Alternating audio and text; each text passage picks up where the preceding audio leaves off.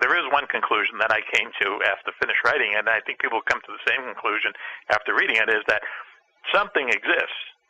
Something is out there, and the military knows about it, and they probably have pictures of it. They probably have film of it.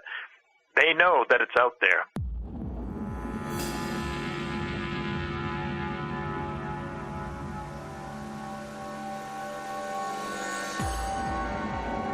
Does the U.S. military know what they are and they're covering that up? Or do they not know what they are and they're actually covering up the fact that they don't know? Can you imagine something like that happening in the post-9/11 world? Dozens of UFOs suddenly showing up over the White House and the Capitol building in Washington? I mean, our civilization would not be the same after something like that happened. When they got off the plane and they were going into the ops building, there was a sign there that says, "Remember, you were never here." And now, ladies and gentlemen, Banal of America Audio, with your host, Tim Banal. What is going on, my friends? This is Tim Banal of banalofamerica.com with another edition of BoA Audio Season 6. Big thanks to my buddy Ian for providing the theme music for this installment of the program. No website to plug, so let's just thank him once again. Big thanks to Ian. Before we dive into the program, I've got one good in-house note for you folks out there. This was supposed to be the penultimate edition of BoA Audio Season 6, and then we're going to roll on into the season finale, but I've done a complete 180 on that plan. And we are, instead of contracting Season 6, we are expanding things just a little bit.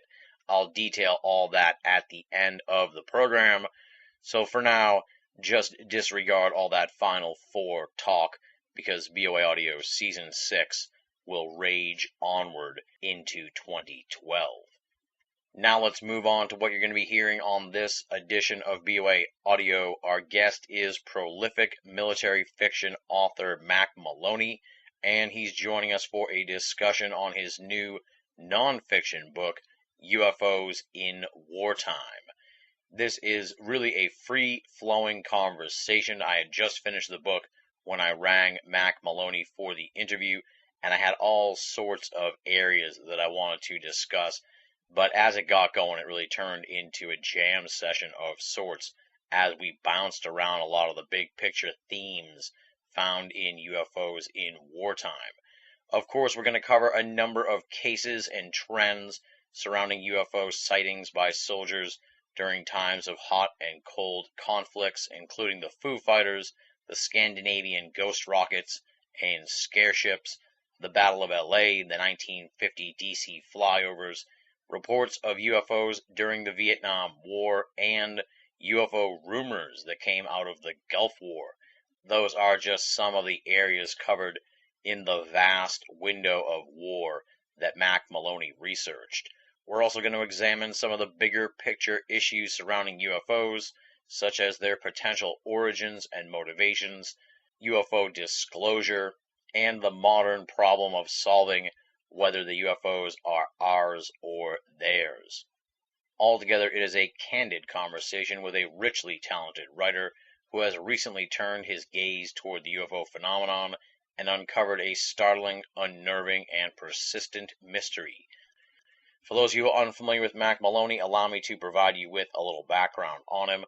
Mac Maloney grew up in the Dorchester section of Boston and was taught to read and write by the nuns at St. Anne's School.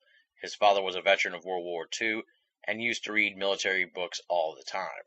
As a child, Mac started reading them too, along with a lot of science fiction. He received a B.S. in journalism and a graduate degree in filmmaking from Emerson College. He was a sports reporter for 2 years after college before joining corporate America as a publicist for General Electric. Mac started writing in 1984 and has been doing it full-time since 1987, penning over 30 books. His website is www.macmaloney.com. Check it out. With all that said, let's get down to business and rock and roll. This interview was recorded on November 30th, 2011. Mac Maloney talking about UFOs in wartime on BoA Audio Season 6. Ladies and gentlemen, welcome to another edition of BoA Audio Season 6.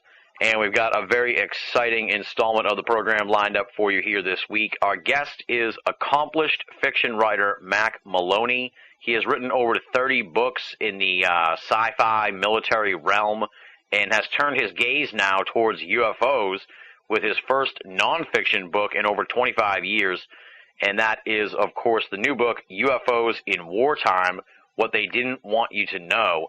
And it really chronicles a whole bunch of UFO encounters experienced by not just the U.S. military, but various other militaries throughout really, I guess you could say the 20th century, really, with some key stuff prior to that. And really interesting stuff, really fascinating stuff, quite a collection, and really a great book for the holiday season, especially if you got somebody in your family who has doubts about UFOs. This is the perfect book to pick up and hand to them and say, here, man, read this. There's plenty of evidence in here for UFOs. It's a compelling book.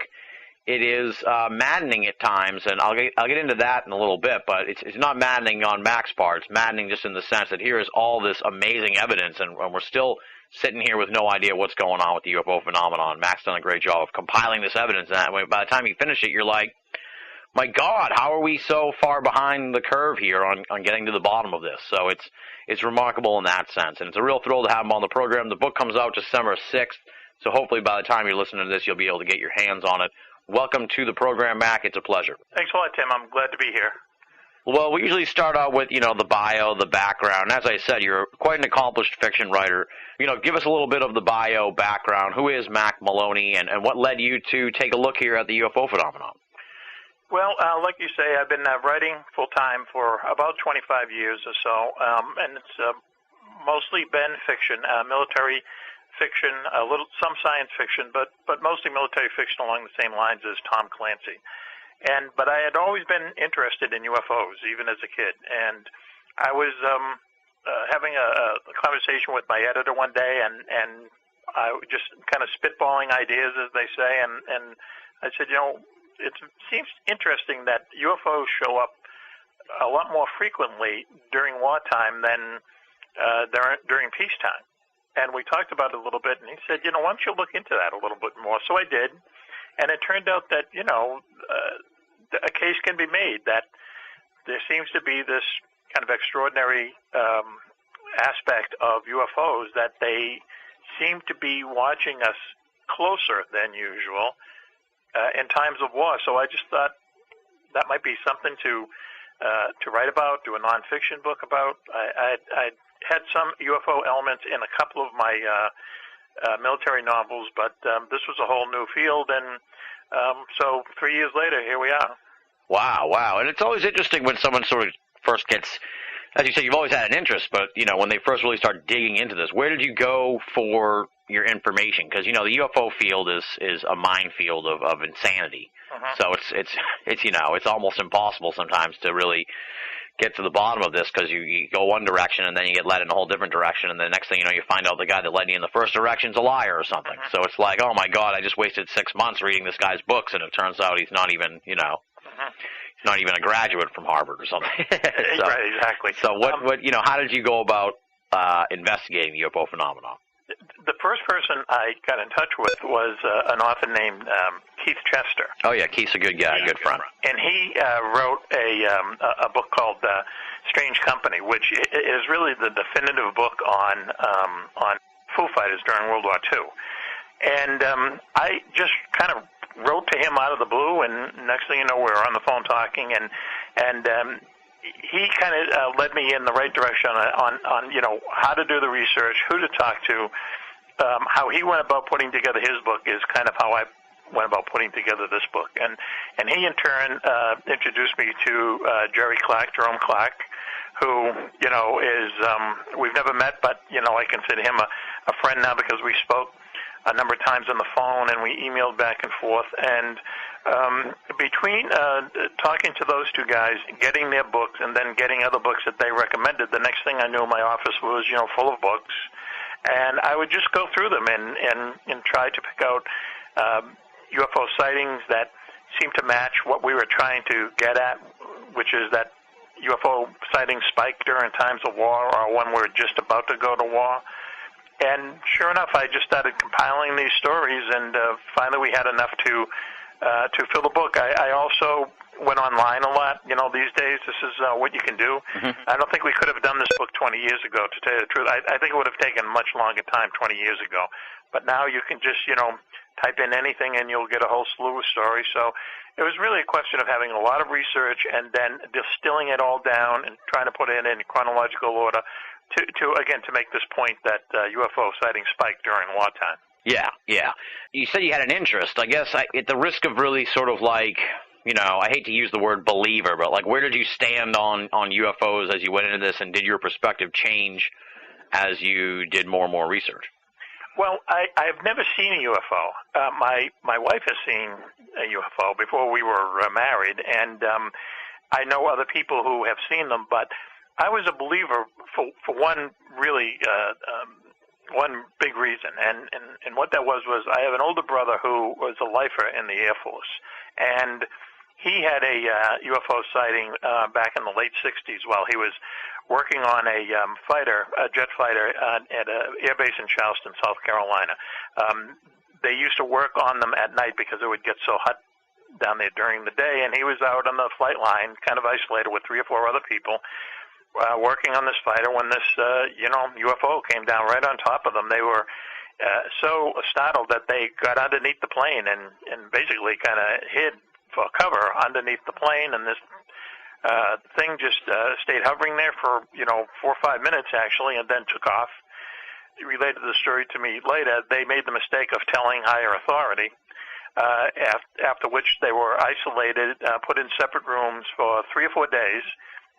Civilian people came in and talked to them and didn't question them, but basically had them tell the same story, their story, over and over and over again until they finally wore them down. And at the end of it, they all signed a statement saying that what they saw was a reentry vehicle from something that had been launched from Cape Canaveral. And he told me they did it just to get out of it, just to get out of there and kind of put an end to it. So after he told me that story, and knowing the person my brother is, he's not someone who is taken to flights of fancy, let's say. He's a very down-to-earth person. And I just figured, well, if he saw one, then and he believes in them, then I believe in them too. Yeah. Plus, it's like he's just one guy in the Air Force, so you just the multiplier factor, that there must be tons of people who have seen them. That's the interesting part too. Is like the Air Force, the very nature of what they do should allow for just a myriad of UFO sightings, and this book really sort of bears that out. So it's sort of a good avenue to go down, but a difficult one as well, because a lot of these guys, they don't want to talk either because they've been told not to, or certainly if they're still in the Air Force, they're not going to say anything because they might never fly again or something. So there's a lot of conflicts going on in there. Right. I mean, and it's interesting because I guess maybe it's just the way the American military is. And I suppose, for the most part, it's a good way to be. But basically what happens is if someone of higher authority in the military tells you never to speak about something again, the vast majority of people are never going to speak about it again. I mean, they some of them may sign national security statements or non-disclosure forms or whatever. But for the most part, people take that kind of oath seriously in this country, and it's a good thing. But it has, as you said in the opening, it has held us back a lot to figure out exactly what this whole UFO puzzle is all about. Oh, absolutely. You make the great point at the end of the book that's, someday if we take a fresh look at this, let's just hope they don't put it in the hands of the military, because they have really, it's I guess it's a question of who they're working for in a sense, and it's like you can't really, I guess, for the human race they've botched the job, but they may not necessarily be working for the human race. I don't mean they're working for aliens, I just mean, maybe they're working for the government, the insiders of the government who, so if they did an investigation, they weren't investigating it for the everyday people. Right. No, I agree. I mean, it really, one of the things there's no real conclusions in the book, but one of the things that stayed with me is it's this question of, does the U.S. military know what they are and they're covering that up, or do they not know what they are and they're actually covering up the fact that they don't know? The military is always their excuse, let's say, is that they would look into UFOs to see if there was some kind of national security threat. And they've done this several times, and at the end of these investigations, they always say, well, we haven't found anything to prove they're a national security threat. Therefore, we're not investigating them anymore. So they're not taking the scientific approach to it. They're taking the national security approach to it. So on one hand, like I say, if they know what they are, I mean, I believe that there's a cover-up. It's just the question of what are they covering up. If they know what they are, then they're covering that up. But if they don't know what they are, it's a little frightening in a way. And they're just covering that up because they don't want to tell us that we can't protect you from all things. Right. Have you, at the risk of sort of like painting you into a corner here, have you sort of come to any conclusion on that question, or are you still sort of on the fence about what they know? It's really, everything you read, it's like 50-50. Yeah. You know, with their actions in the past, especially at the end of the 40s and the beginning of the 50s, I would have thought that you know, they probably don't know. They probably have no idea what these things are. But I can guarantee you, as you said again in the beginning, if you read the book, because this is there is one conclusion that I came to after finish writing, and I think people come to the same conclusion after reading it, is that something exists, something is out there, and the military knows about it, and they probably have pictures of it, they probably have film of it, they know that it's out there, but probably don't know exactly what it is. Yeah, and that sort of like question doesn't have to be mutually exclusive either. I mean, you know, some people in the military could know what it is, and they could know, you know, way more than we do. But that could only be like a handful of people, and the vast majority of people in the military below them don't know anything. Mm-hmm. So, I mean, I think if anything, that's probably the most likely scenario, that it's or above them group. too. That was another thing that Keith Chester, you know, had told me about, and I believe it. I said to him, "Well, how could you keep this huge secret?" You know, and he says, "Well, you know, his theory, and it's a theory that a lot of UFO researchers have, is that, you know, there's some office somewhere deep in the Pentagon, you know, on the mid-level on the food chain, where there's probably some unit that just, you know, keeps track of these things, probably doesn't do real investigations, or you certainly don't hear about it, but keeps track of it, and it doesn't go any further up the, you know, the food chain. So the people, the generals and the chiefs of staff in the White House have this plausible deniability.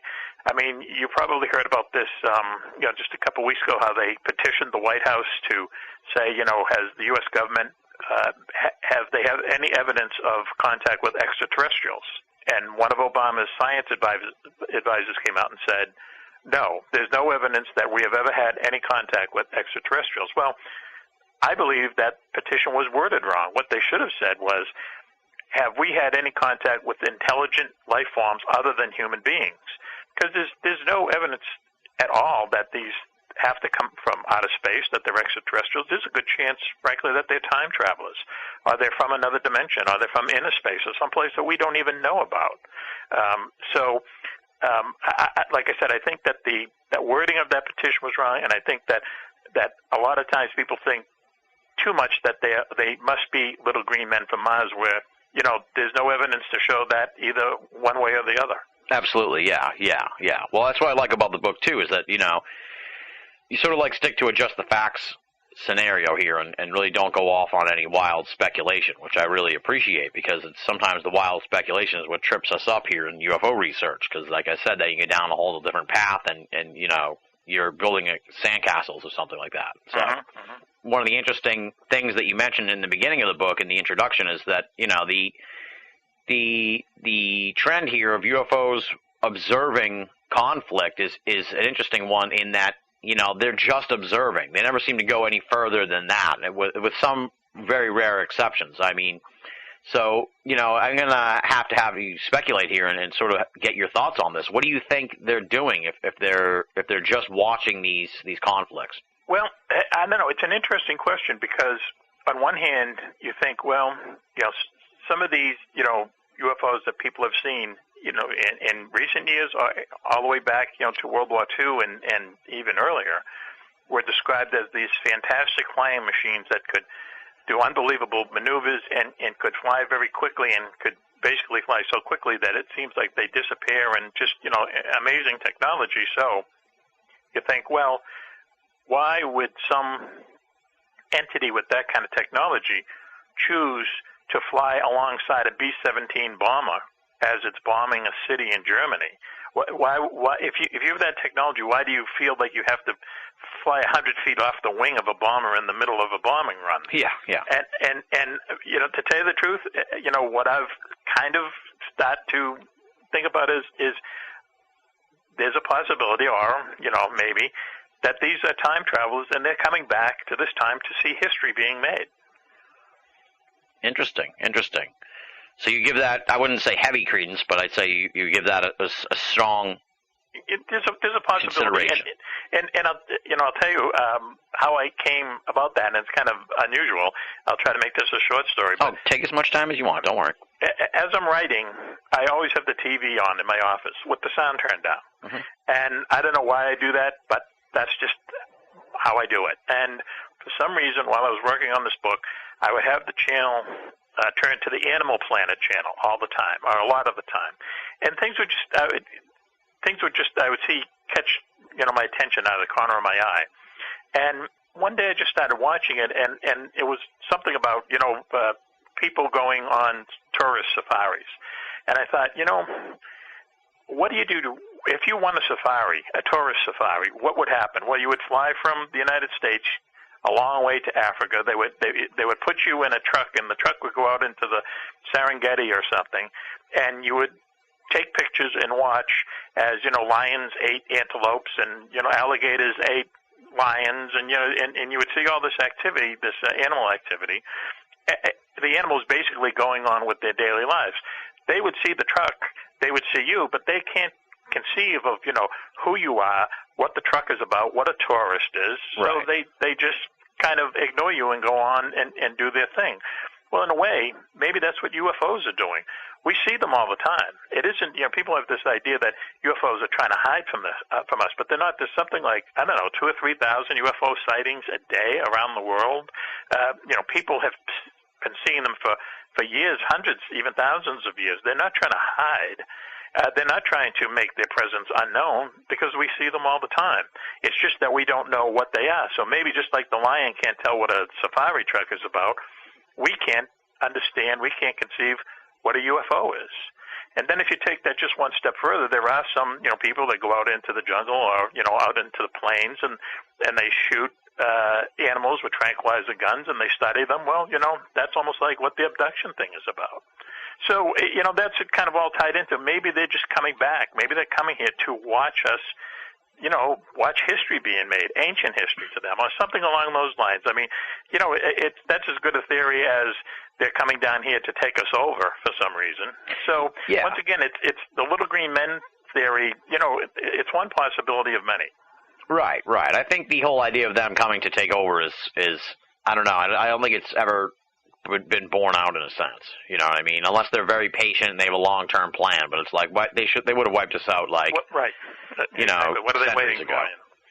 They certainly wouldn't want us developing like nuclear weapons and all kinds of like ability to at least put up a fight. So it seems strange that they would allow for that. But maybe, I mean, as you report in the book, obviously they've been very interested in the whole nuclear development. So it's like, who knows what is, that's the $1 million question, is what is behind this and what do they want? That's, what drives us all.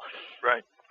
I thought it was interesting in the book you mentioned, and I hadn't heard this story for like years and years and years, and that's this whole idea that maybe that UFOs were somehow involved in the plague, which I thought was really interesting, and it sort of sparked the memory for me of hearing the story like I don't even know, almost 10 years ago now, when I read a book that mentioned a similar sort of theory. So I guess talk a little bit about that whole concept, because it's kind of underreported in a lot of places. Well, I had never known about this either until I got into the research. But basically, the story is that the plague hit Western Europe around 1340s to 1350 or so, killed millions of people. Some people say over 100 million people, and the cause that everyone seems to agree on is that it was caused by bacteria and fleas, and the fleas were carried by rats, and the rats were everywhere. But during the same time when all this was happening, there were reports of flying objects going through the sky, flying very low and leaving a strange vapor in their wake.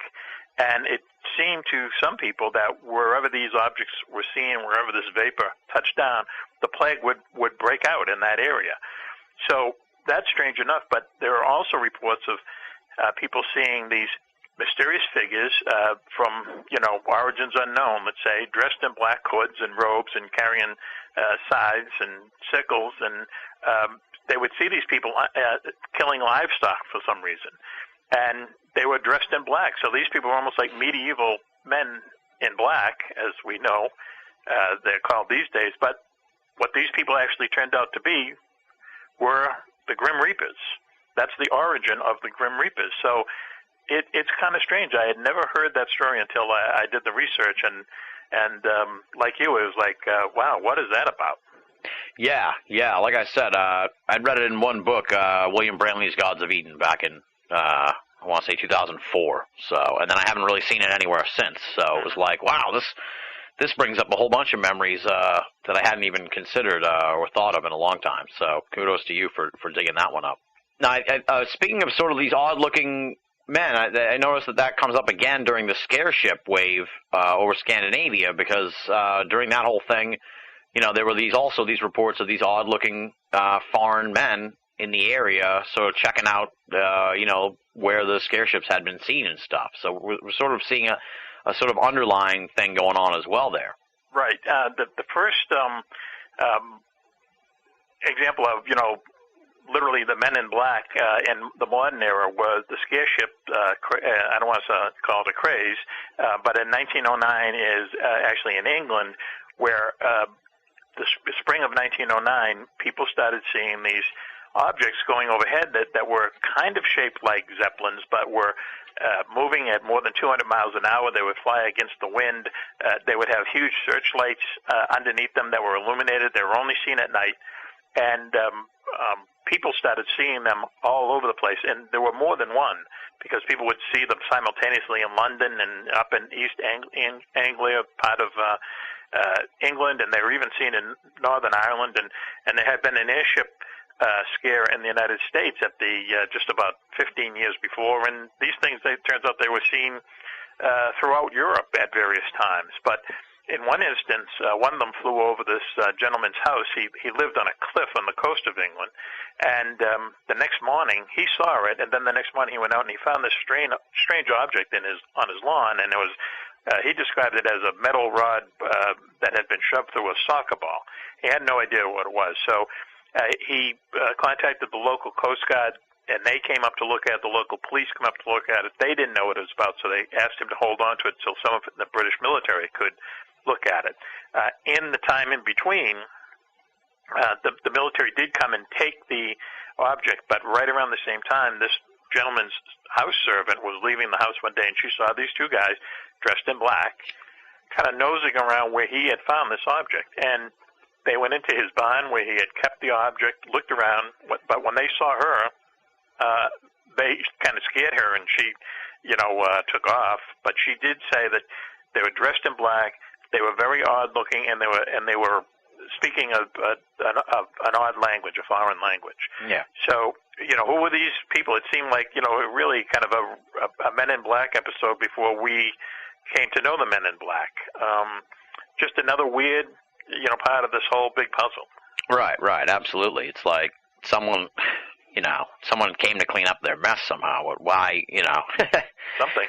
Yeah. You wonder sometimes we'd be better off, like, getting one of these next time you see a man in black. Just like, I don't want to suggest violence, folks, but maybe just, hit him with a lamp or something. Yeah, tackle him. Yeah, there you go. Thank you. So we can get some answers out of these guys. Well, there's been a lot made about, sort of the changing face of UFOs, if you will, because like you said, there was the whole airship thing going on, not the scare ship, as we said here, back in the turn of the 20th century, and it seems like like I said, the face of the UFO has changed over time. The cigar shape, the little balls of light. Have you noticed any sort of overarching evolution based on all the cases you've looked at, or is it sort of like you just get a little of this, a little of that, and it's always, all these different shapes show up throughout all the different times? Well, the two most prominent shapes definitely are the saucer-shaped and the cigar-shaped object. And in fact, the cigar-shaped object is probably the most reported UFO shape of all. And the cigar-shaped objects have been seen way back in almost biblical times. Yeah. The saucers became, people started seeing flying saucers, almost immediately after Kenneth Arnold saw his UFOs in 1947, and after, because of his encounter, the media coined the term flying saucers. But it is kind of funny. They do change. It's almost like how cars that in the 1950s don't look like cars these days. It's almost like there's different models. Like the scare ships. What were they? I mean, and then the ghost flyers of Scandinavia. They were literally planes. They were huge planes that flew over Sweden, but no one was ever able to identify what they were. The ghost rockets of 1946, once again over Scandinavia, they looked like one-day cruise missiles. Some of the things that, some of the Foo Fighters, a lot of the Foo Fighters were, as you say, kind of large glowing orbs of light, but then others were, looked like were the cigar shape with portholes, and they could see beings inside. So it is kind of strange. It is kind of a, like I say, it's like, in a way, UFOs, they change model years like our cars do. It's, again, it's just like one of these many pieces of this puzzle that no one can seem to really put together yet. Yeah, exactly, yeah. And a lot of people speculate that maybe the UFOs change their appearance based on what we would expect them to look like. And it does seem like throughout the, the reports, like in the book and everything, it seems like they're always just sort of a couple generations ahead of us. Yes. They're never really like so super. I mean, obviously they're super advanced, but I mean, they're never so out of reach in a sense. So it makes you wonder what that's all about. Well, the Ghost Flyers of 1933 it's probably my favorite chapter in the book, because and I'll just quickly describe what happened. It was just basically over in 1933, 1934, over this very desolate part of Sweden called Verboten, which is kind of in northern Sweden, up near the Arctic Circle. People started seeing these strange planes. And in 1933, in this part of the world, airplanes were still kind of a novelty. You didn't see them hardly ever. So, but all of a sudden, people start seeing these strange planes, and they're huge, and they have 8 engines, and they have a odd tail that looks like a twin boom, which, if anyone's familiar with a P-38 Lightning, it has like a twin tail section connected at the end. They had pontoons, and just like the scare ships, they had huge searchlights on the bottom of their fuselage that they would shine down at the ground. So these people started seeing these things all over Sweden, and then all over Norway, and all in Finland as well. And they had all these very strange characteristics. They would circle around towns for hours on end. They would circle railway stations. They would circle mountains. They would fly in blizzards. They would fly in like terrible weather. They would sometimes shut off their engines and glide while circling something, and then turn their engines back on, which is almost impossible. Well, no one ever found out what these things were. No, people thought they might have been German spy planes or whatever, but that whole thing has really been kind of disproven, because the German military just did not have the wherewithal or the scientific or the aeronautical smarts to have an airplane like that, an 8-engine airplane. There are no 8-engine airplanes. Yeah. But as you say, it just seems like, well, maybe 15 years after 1933 and 34, you could probably have a plane like that. It just seems like it was a little bit ahead of its time and just a little out of whack, a little odd. Same thing with the ghost rockets of 1946. Same area of Scandinavia, people started seeing these rockets, thousands of them, actually, and so much so that the Swedish government secretly asked the British for some air defense radar, and when the British sent the radar, all of a sudden what people were seeing with their eyes was showing up in radar, and these things lasted for an entire year, and like I say, thousands of people saw these things, and they thought they were, leftover German V-1 and V-2 rockets that the Russians were somehow firing over Sweden, but on a good day, the Nazis could only shoot off 15 V-1 rockets, and people were seeing dozens of these things. They were seeing them flying in formation and so on. And the basic description was of a cruise missile. And Swedish Air Force pilots actually saw one that seemed to have terrain guidance capability, which is you fly along, and let's say you have an altitude of 500 feet, and you come to a mountain that's 1,000 feet high.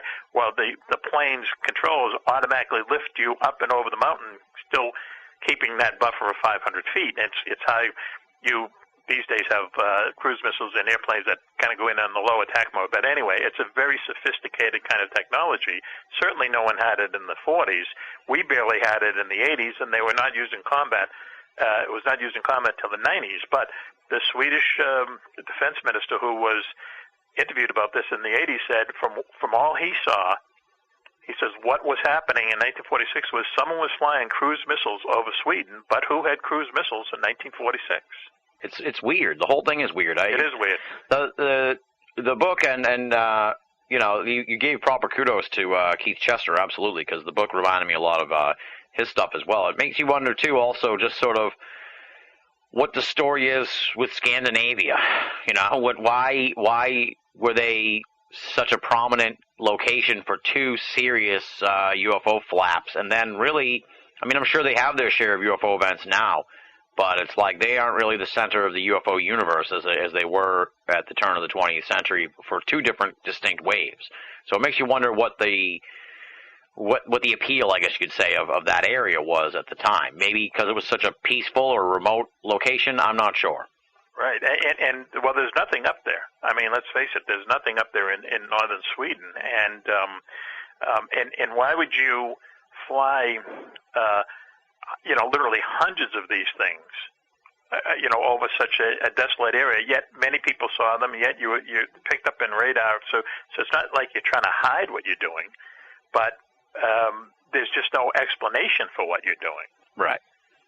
And like you say, why Scandinavia? I mean, there were people who at the time speculated that there's some other highly technological race that lives below the North Pole or something, or lives in the ocean or something. But still, why would they be doing these things? It's almost like it's just weird. It's weird. You can sit down and think about it for hours or days, and you'll never come to an explanation because there's never been anyone, as I said, there's never been anyone who's come forward and said, hey, I was launching the Ghost rockets from X, Y, and Z back in 1946. No one ever came forward and said I was one of the Ghost flyer pilots in 1933. They just disappear. Right, exactly, and that's similar to the whole Foo Fighter thing. Like you'd think that 60 years on or whatever, we'd know what was behind that if it was of some earthly origin, just by the sheer nature of how antiquated it is now. Mm-hmm. In World War II, and as you say, Keith Chester, I relied on him for a lot of the main stories that he had in his book. And what it really was that, there were British and American pilots, mostly in Europe, but also in the Pacific theater as well, that would see these Foo Fighters on a really regular basis. And they would come back from these bombing runs and say, this fantastic aircraft, aerial flying machine was, pacing me during the bombing runs and followed us for 2 or 3 hours and so on. And the intelligence officers who debrief these bomber crews after they come back from their missions, they were in this quandary because the number one priority of the Allies were to win the war, to bomb Germany into submission. And they just didn't have the time or the resources or the wherewithal to start studying what these strange things were that people were seeing. So the blanket explanation for them were they must be German wonder weapons, even though a lot of the things that they did gave no indication they were German. But they just said, okay, there must be wonder weapons, and when the war is over, if we win, we're going to find out what these things were. Well, when the war ended, they went in looking for them, and the Germans basically said to us, we thought they were your secret weapons. Yeah. Because they saw them too. And there was no huge, vast underground factories that the Germans were making these machines that could go 4,000 miles an hour. There was no huge scientific community working on these things. It was impossible for these things to be German wonder weapons or super weapons because in 1944 the Germans had a jet fighter, the only jet fighter really in World War II, the Me-262, but they were so low in resources, the cockpit of their jet fighters were made of wood. So where do you get the resources and the energy and the money and everything to keep a huge project like this going in secret? And then the biggest question is, if these were German super weapons, why weren't they shooting down our bombers? Right. There's no reports ever of Foo Fighters shooting at our airplanes or shooting at anybody. Why aren't they shooting at our troops on the ground? Why does Germany lose the war if they have such great technology? So I know a lot of books have been written that saying that these were Nazi super weapons and so on and so forth, but frankly, I think that's just a way of keeping the whole idea of the Nazis alive. And like I've said before, and I say in the book, I think we have better things to concentrate on than keeping the idea of the Nazis alive. Oh yeah, absolutely, yeah. And as you said, I mean, they just, it doesn't make any sense if they were wonder weapons, because they weren't weapons at all. They were more of a nuisance than anything. And unless they were some really rudimentary type thing that they just could do, that even that we know about it by now, I think. So right. I think someone would have come forward. I mean, as we know that at the end of the war, half of the German rocket scientists went to Russia, and the other half came over here. It's because of German rocket scientists that we went to the moon. Werner von Braun was a Nazi scientist. He was the father of NASA's Apollo missions. Okay, somewhere along the line, one of those guys would have said, instead of having this massive rocket send a little capsule to the moon, we have this technology that you can go 4,000 miles an hour and disappear in the blink of an eye. They would have said it. Right. They didn't. So, all the evidence, there is absolutely no evidence that they were Nazi super weapons. Right. Well, that brings also, though, into the whole equation here, this sort of issue that's come up in UFO research, which is sort of like, back in the day, where we're talking about sort of the era that we're talking about now, where, the Scandinavian stuff and the Foo Fighters and everything. It was sort of like, we know for sure that we don't have that kind of technology, and the Germans don't either. But now here in 2011, it's like that line is really blurry. Because the government, we don't know exactly what kind of technology the government does have on its hands. And that sort of is what has caused all this controversy and debate over stuff like the black triangles, which a lot of people insist are really just black op secret government test weapons and stuff. Mm-hmm. Well, they very well could be. I mean, I'm sure, people have heard this explanation, but one explanation I've heard for those are that they're stealth blimps, and their underbellies just coated with microprocessors and millions of little lights.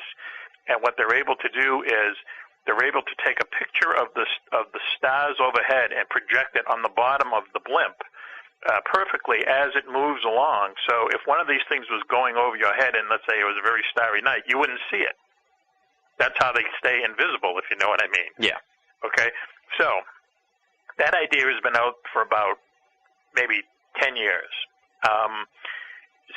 I was talking to someone today, and we were talking about top secrets and how the government keeps secrets, as you say. And this fighter pilot that I interviewed a few years ago said to me, he says, you got to realize something. To keep something top secret costs lots and lots of money.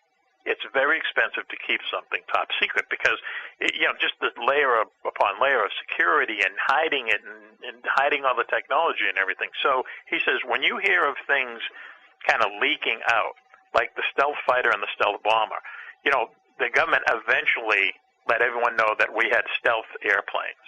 Well, the reason they did that is something else took its place. Something else took its place. Right.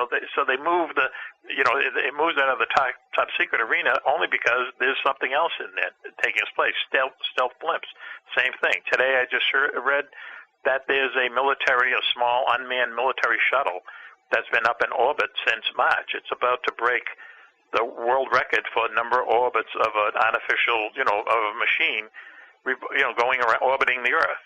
Okay. They have now, it was highly secret, but now they're kind of letting people know about this thing, whatever it does. Well, that's because something else has taken its place. Yeah. So, like you say, it's like, how do you know? How do you know? You know what they're working on now, top secret-wise, we might know in 5 years or 10 years or who knows when. Right, exactly. Then it goes back to the argument about where this technology came from and the whole idea of crashed saucers and stuff. I thought it was interesting in the book that you you say that Roswell was probably not an extraterrestrial event. So I thought that was an interesting sort of stance to take, considering what you've looked into and all the research you've done. So, I mean, what makes you come to that conclusion? Well, it's a couple things. Like I said, when I was a kid growing up, I used to read every UFO book I could get my hands on. And I did not see anything about Roswell in any of those books. Roswell was something that came and went back in 1947, and then it was revived at the end of the 70s or the early 80s, and then really kind of took off. I've just seen pictures.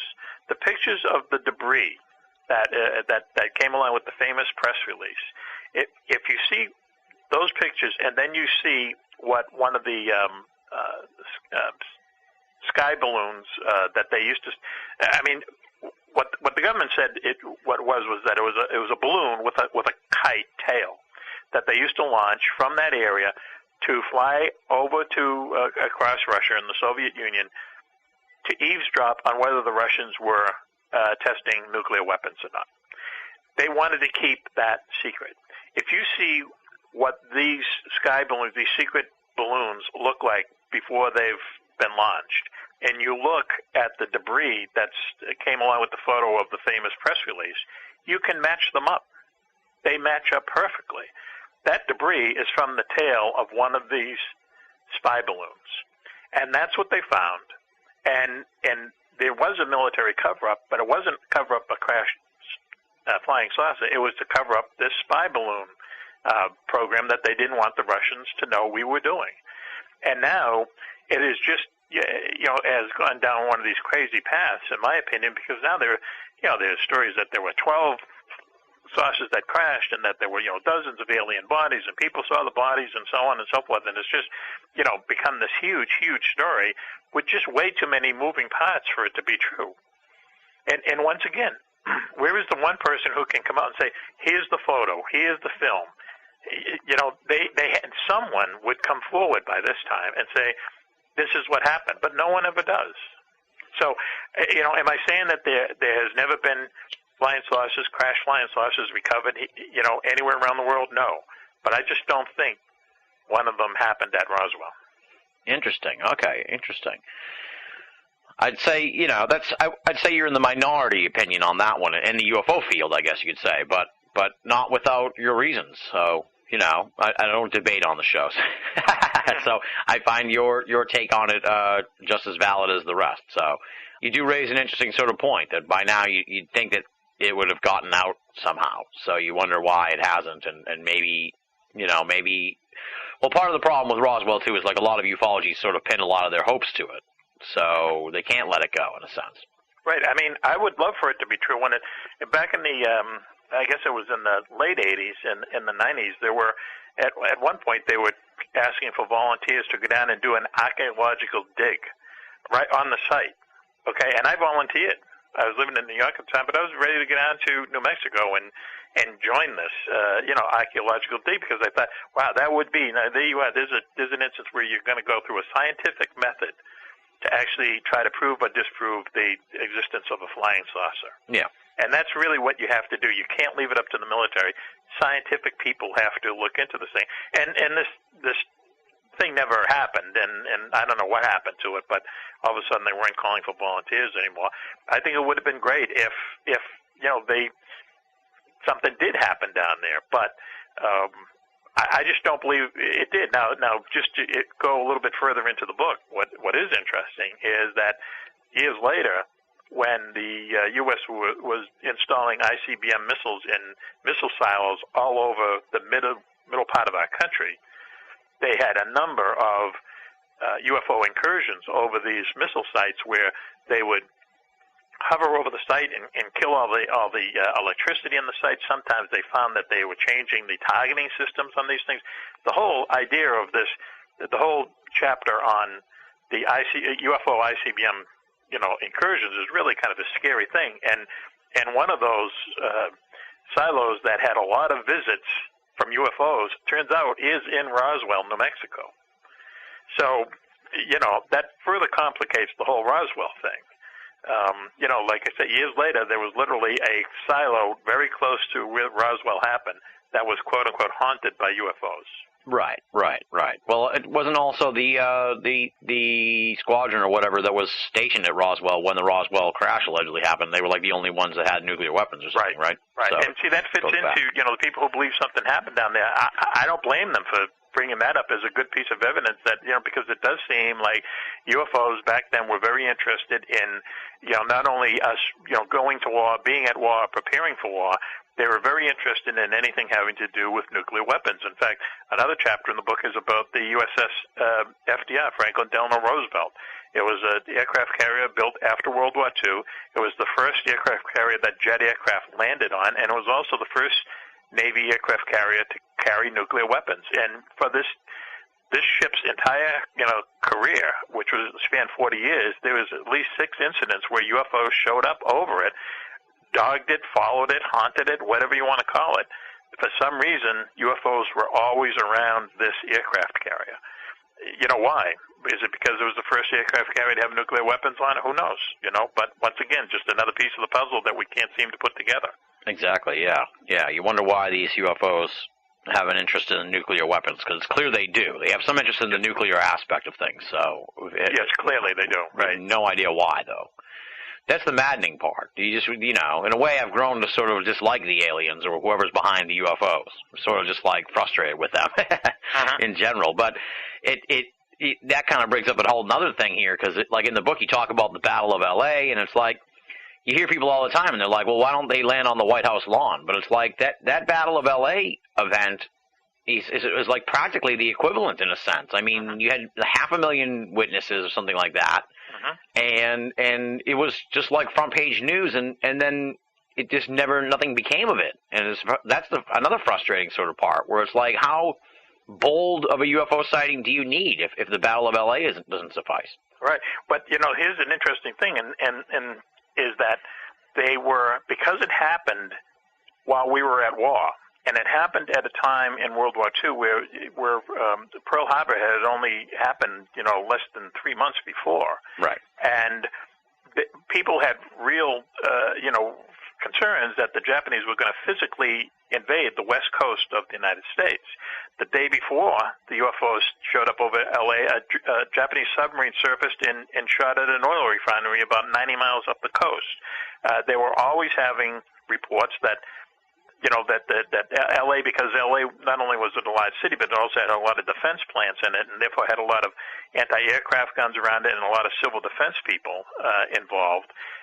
They were always getting reports that, hey, tonight, there might be a bombing, there might be an air raid tonight. And on that particular night, that's the word they got, and sure enough, all these objects start showing up over L.A., and the anti-aircraft fire opened up on them, and, they had this battle for about 2 hours, and as I'm sure everyone knows, a lot of the ordnance came down, killed 6 people on the ground, did lots of damage. And then there's that famous photo, which is in the book that the LA Times gave us permission to run, where it's a huge saucer caught in 6 or 7 searchlights and being shot at. But I think the interesting thing is that because that had happened, if that happened today, our world would change forever. But because it happened during wartime, and because everyone, just as everyone thought, hey, the Foo Fighters over Europe must be German secret weapons, everyone just said this had to be the Japanese. Somehow, some way, this had to be the Japanese. But at the end of the war, they pointedly asked them, did you have anything to do with what happened over L.A. that night, February 25th of 1942? And they said, no way. They didn't have the technology to fly anything that far over to the United States. In fact, they didn't have aircraft carriers that could go that far. Once again, they did not have the technology to do what happened over L.A. So, what was it? And I also think that because Steven Spielberg made a really bad movie about it years later called 1942, if anything, people will think on that as kind of like a goof, a comedy. That movie was like Animal House and airplanes. And so no one has ever taken it seriously. The U.S. government has never investigated that. The Navy covered it up immediately. The Army said that something happened over L.A., but then they kind of, shut down all information on. And once again, we were at war. We were just newly at war, and there are other things we had to take care of instead of trying to figure out what happened. But so the result is no one ever figured out what happened.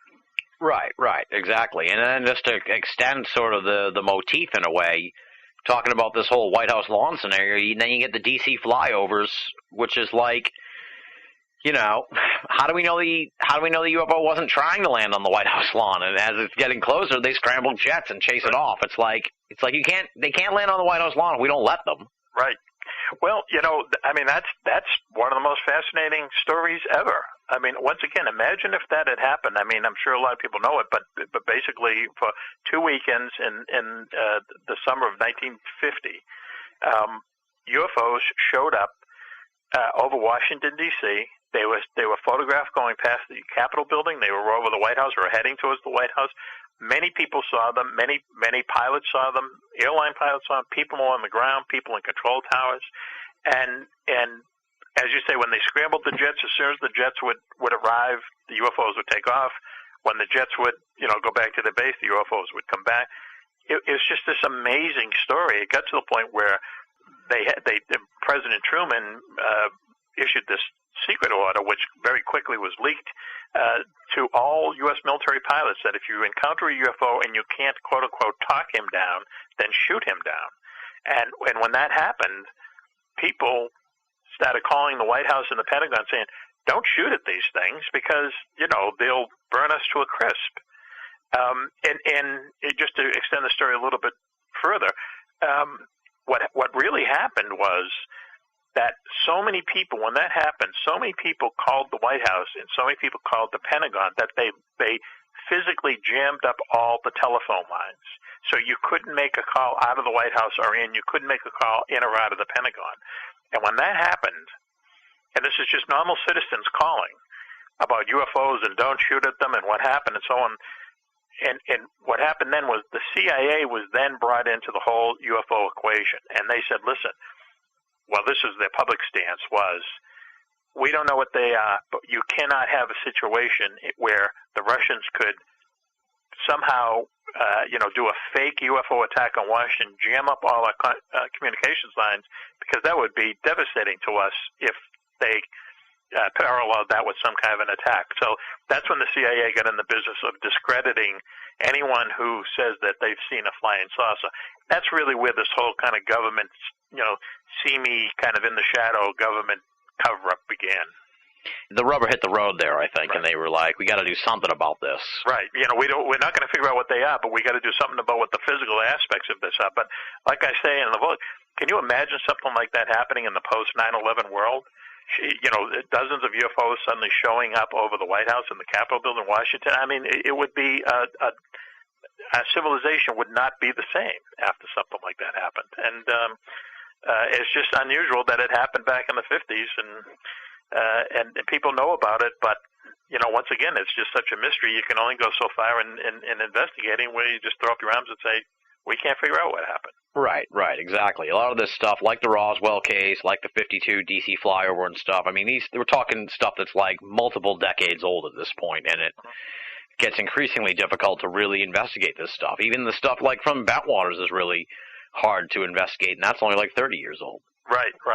That's a great case. Of course, everyone knows about that, but I actually saw a TV show about that today, and that's a really baffling case because once again, the military, especially the officer corps of the military, no matter what happens, they always dummy up when it comes to this.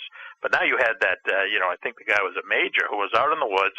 He's seeing this stuff and he's recording it on his tape recorder. It's really a compelling story, what those guys saw and how it affected their lives afterwards too is really interesting. But once again, at the end of the day, you say, well, what was it? No one knows. Yeah, it's mad. Like I said, the book is really jam packed with stuff, and at the end of the day, it's maddening in the sense just that it's been so long, and there's so many good cases out there that really haven't. This thing hasn't broken through at all. It's frustrating in a lot of ways as someone who wants to know the answer. And I'm sure you feel the same way. Yeah, 100%. Yeah, I mean, I would love for it to be solved in our lifetimes, but will it? I don't know. I asked, at the end of the book, I asked 5 UFO researchers, when do you think it will be solved? And Jerry Clark was the one who, he had the most optimistic answer. And he said, and I know he said this many times before, He said when the scientific community actually gets serious about it and they actually start investigating it through scientific methods, and funded to do something like this, eventually they will find out what it is, he thinks, okay? But he doesn't believe that will happen for another 40 or 50 years or so. I hope he's wrong on his timeline, but I agree with him. It's not a job for the military. It's certainly not a job for the politicians. It's a job for scientists. I mean, they spend $10 billion to do the Big Bang Collider over in Europe. $10 billion. Can you imagine what $10 billion would do if someone, put it to the scientific research of what UFOs are? Exactly. Think of what we would learn, and what we would learn is would change civilization forever. Right. Well, it goes back to the whole idea that, like, they don't want to upset the apple cart in a sense. It almost makes you wonder if, like I was saying, they can't land on the White House lawn if we don't let them. Well, maybe that was the problem. Maybe we wouldn't let them. Maybe the government was like, hey, get the hell out of here. We don't want to join your galactic community. We got a pretty good thing going here right now where we rule these people in these fiefdoms, and So it's when it's all said and done, I think we'll have a better understanding of it all. But I think right now there's so many whys. There's just as many hows and whys. It's very strange. The whole phenomenon is flummoxing. Who are you calling? The press. This is big news. Sound barrier's finally been broken. No, sir. No press. What? No word of this is to go beyond the flight line. What's going on here? This is big news. We need coverage of this. No, sir. Sorry. No press. Those are orders. National security. But the war's over. You're listening to Banal of America Audio. Well, look, pal. Maybe they don't want someone to know. Who? The Russians, maybe. The Russians, they're our allies. Well, anyway, someone figured it out that way, and that's the way it is. Continuing on the sort of theme of these like mystery visitors, that the 415 squadron, which was sort of like the origins of the Foo Fighter name and one of the big Foo Fighter groups that saw the most Foo Fighter sightings. I'm losing my train of thought here. They had sort of like these two civilian visitors that questioned them and said they were going to do a whole report, and then never developed anything. So it's like another continuing scenario here of like these mystery investigators. Well, that's the whole 415 thing was really interesting because basically what they were a night fighting squadron. They came along towards the end of the war. They were based in Dijon, France, and they flew these British-built BoA fighters, which they're like a large fighter or a small bomber. Okay, and they were very fast, and they could carry a lot. So what they used to do is they would stick radar in their nose, and then they would link it up with radar on the ground, and they would go out and they would fly at night, and they would shoot up all these German targets at night. Very dangerous thing to do. And the people who flew these airplanes were the cream of the crop of American military pilots in Europe at the time.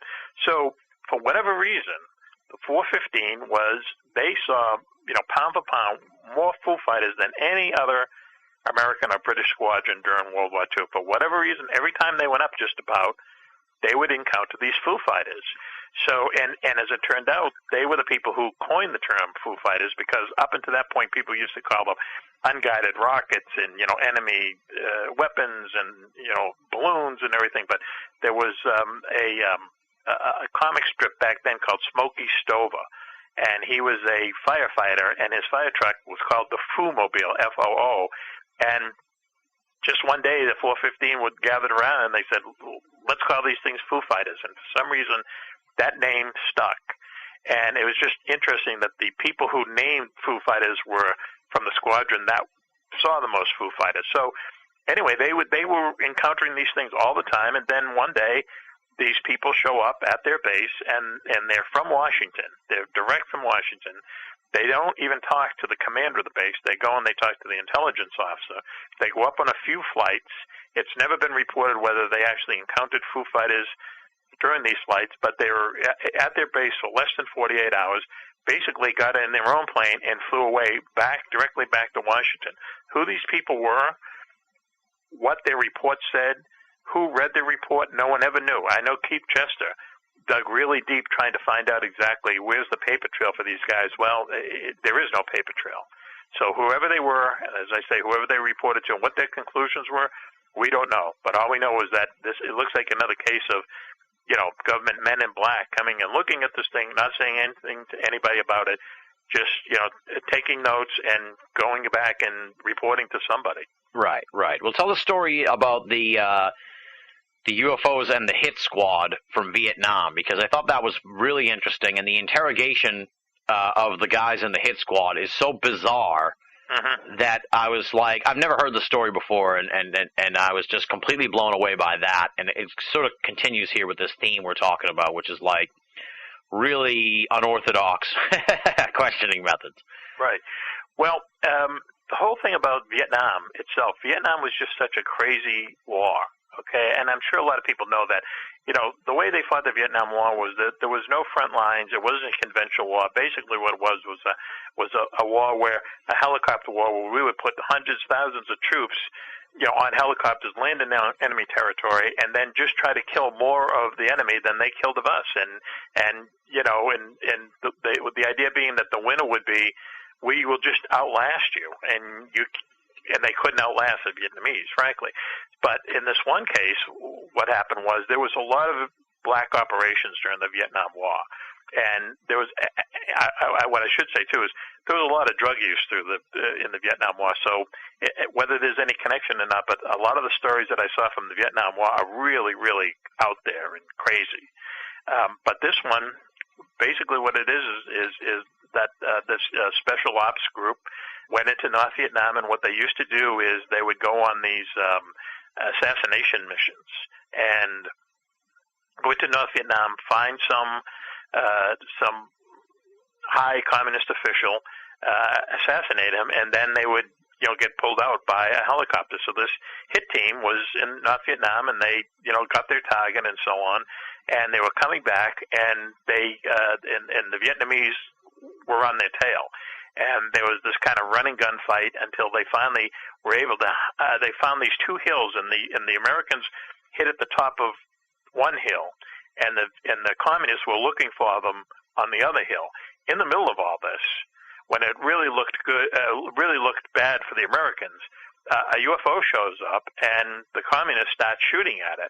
Whether they thought it was retrieving helicopter or what, but the communists started shooting at it, and some kind of a beam came out of the flying saucer. All gunfire from the communist side stopped. The U.S. Special Ops guys let a little time go by, and then they come down the hill they're hiding on, go up the hill where all the communists were shooting at this thing, and they just found they practically nothing left of these North Vietnamese soldiers.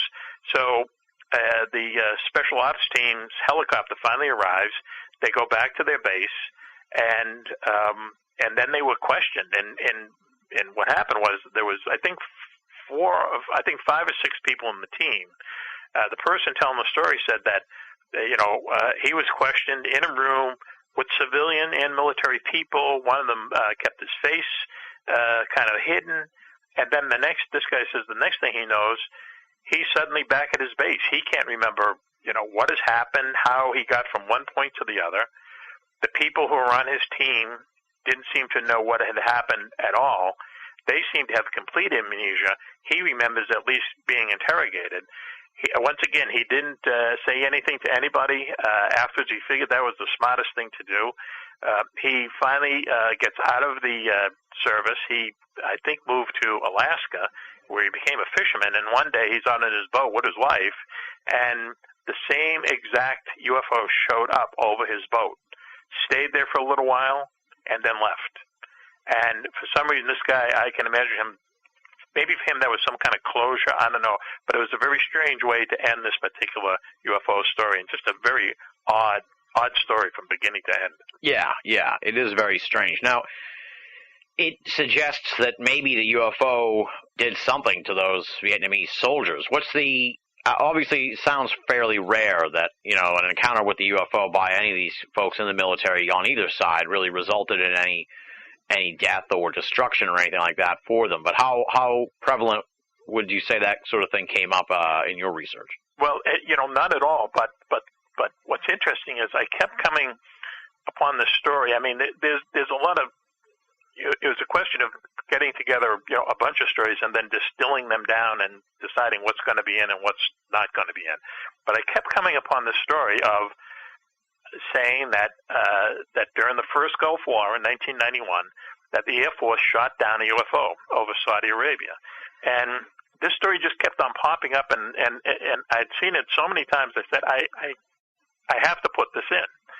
So basically, what the story is that there's 4 F-16s heading to Baghdad on a bombing mission, and a UFO shows up on their radar, and one of them pursues it, and the UFO, as the story goes, fired at it, and so the F-16 fired back, hit it. There was an explosion, and the flying saucer crashes into the Saudi Arabian desert.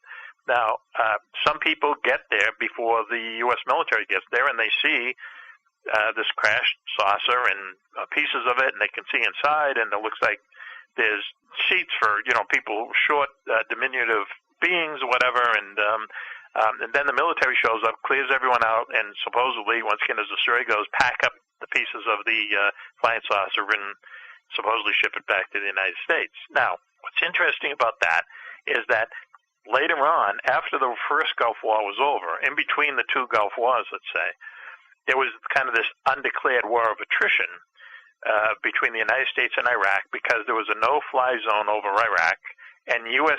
planes used to, on a weekly basis, blow up one of Saddam Hussein's anti-aircraft batteries or whatever.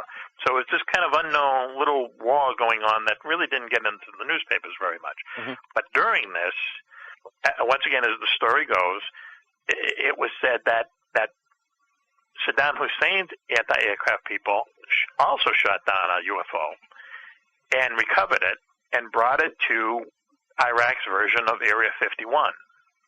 And that Saddam's people, engineers or scientists, were able to reverse engineer some of the stuff in it and create weapons of who knows what kind of power.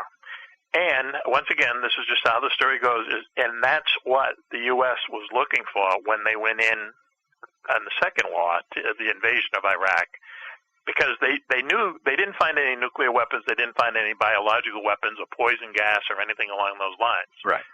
And we pretty much knew that Saddam didn't have any of those weapons programs because the UN was in there for 5 or 6 years ahead of that time looking for this stuff. They never found it. So what did they have? Well, if you want to believe this story, a lot of it comes out of from Russian sources, actually. This is the WMD that the U.S. was looking for. Now, if that's true, that's also a mind-blowing story. Will we ever find out? Who knows? But like I say, it was just such a good story. I could not leave it out. So it's basically at the very end of the book. Right. It's very bizarre, and you didn't mention the part either that the rumor was that like the aliens lived and Saddam kept them safe from the Americans and that kind of stuff. So it's a double-edged sword in a sense because it's like if the story's true, obviously then the government would never tell us what. Why they went there and what they found and all that stuff. That's why there's this whole debate about the weapons of mass destruction. But then I've thought lately with the whole idea that, that the UFOs show up when there's nuclear stuff going on and Iran's trying to develop a nuclear weapon, North Korea's working on it and stuff. It's like if you were a sinister country and you really wanted to upset the apple cart of the world, like, wouldn't you just spill the beans on the UFO phenomenon and really mess up everybody's lives, like, around the planet? Like, if I was Saddam Hussein and the invasion was imminent, unless he was, like, so insane that he was sure he was going to win the war, like, I would just trot out the aliens, man, right. And be like, all right, dude, you want to come and attack me? Here's an alien. Right. Now you got bigger problems than what I'm doing here. So you wonder then, that adds a whole nother, like, layer to the mystery. It's like...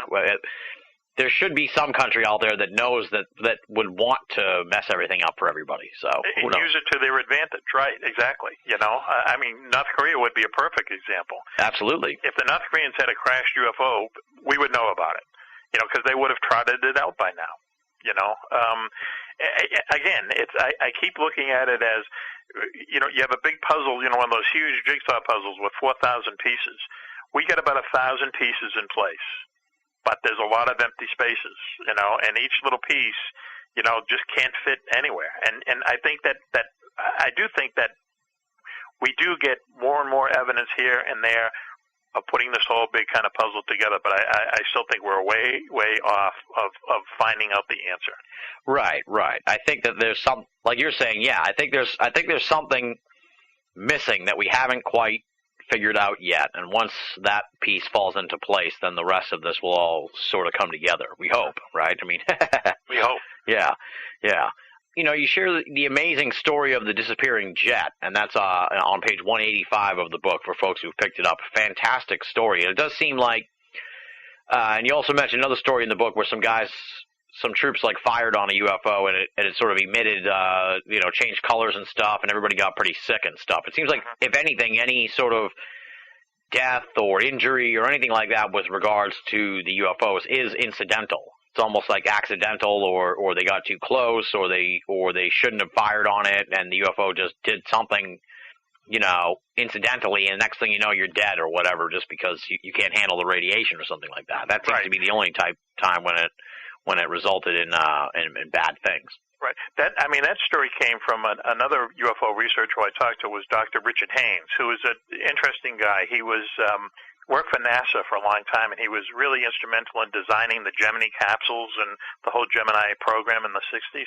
And then he retired, and this is a very learned person, and he really directed his energies to looking into UFOs. And he wrote a book, Aerial Objects Reported Over Korea, which is the definitive book, just like Keith Chester's book is the definitive book of Foo Fighters. This book is the definitive book of UFOs over Korea. Mm-hmm. And there's a good case to be made that after the Air Force shut down the Project Grudge in the late 40s, early 50s, and said we're out of the business of investigating UFOs. Well, there's so many UFO reports by military pilots over Korea that it forced the Air Force to reopen their investigation of UFOs, and that's how Project Blue Book came about.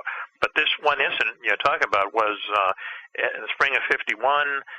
U.S. troops are they're in North Korea at this point, and they're battling for this village, and this UFO shows up, and the North Koreans start shooting at it, but the artillery is just basically bouncing off of this thing. But then it came over to where the American troops were dug in, and the American troops fired on it, and they could hear the bullets pinging off of this thing. All of a sudden it changes color. It starts vibrating. It sweeps them with a ray, and then and makes a tremendous noise. They said it sounded like a bunch of diesel locomotives all starting their engines at once, and then it leaves the area at high speed. Now, the people who were touched by the ray became sick, and so many of them got sick that they had to actually dig a road in to get all these people out in ambulances. Once again, it was kind of covered up. They told people don't talk about it, and as I said before, the American soldiers, when they're told don't talk about it ever again, a lot of them just don't talk about it ever again. But later on, what Dr. Haynes actually realized what this was he called it a close encounter of the fifth kind, and that's when you're in contact with a UFO, you do something as kind of a communication, whether it's waving your hand or actually shooting at something, and the UFO responds to it. And what he found out, which was fascinating, was years later, almost the exact same thing happened with some hunters somewhere in the United States where a UFO showed up. They started shooting at it. It changed color, started vibrating, and swept them with a ray. So here you are. It's communication. It's not the kind of communication we want, but it's communication. So you have this UFO acting almost in the exact same manner 20, 30 years later. Really fascinating story. And with all the people who I talked to in researching the book, and that would be Keith Chester and Jerry Clark and Dr. Richard Haynes particularly, my idea, and I say it a few times, is that I'm just kind of touching the surface of these episodes. If you really want to get into the research, go out and buy the books. There's a list of books at the back of the book, back of my book. Go out and buy these books and see the work these people have done. They've devoted their lives to UFO research, and you'll be fascinated at some of the stories. We couldn't put all the stories in this book. You'd be fascinated at some of the stuff that these guys came up with. Oh, absolutely. They're great authors, and their books are jam-packed with stuff, and it's like you pick some of the very best of the best, not only to study, but also to highlight in UFOs in wartime. So, like I said, it's a fantastic book for folks who, especially, if you got somebody in your family who's like, why do you waste your time with that nonsense for? It's like, give them this book, and that'll change their mind right away. So it's fantastic in that regard. One thing I noticed, too, in the book that I thought was interesting was, we're going to go back to the DC flyover here, and that's that, and I think it's reported in other cases as well in the book, but this one stood out to me, and that was, and I may butcher the story here, but the point is that these two pilots were up chasing after the UFO. One pilot saw nothing, and the other one saw the UFO. I thought that was really interesting and strange, because it brings back this whole idea, too, of like, that much of the UFO phenomenon is somehow dependent upon the observer in some way, and that maybe we're looking in the wrong direction at times because we're not looking closely enough at the actual witnesses and what was going on with them at the time. So, I mean, but what I want to know really, I guess, is what you make of it.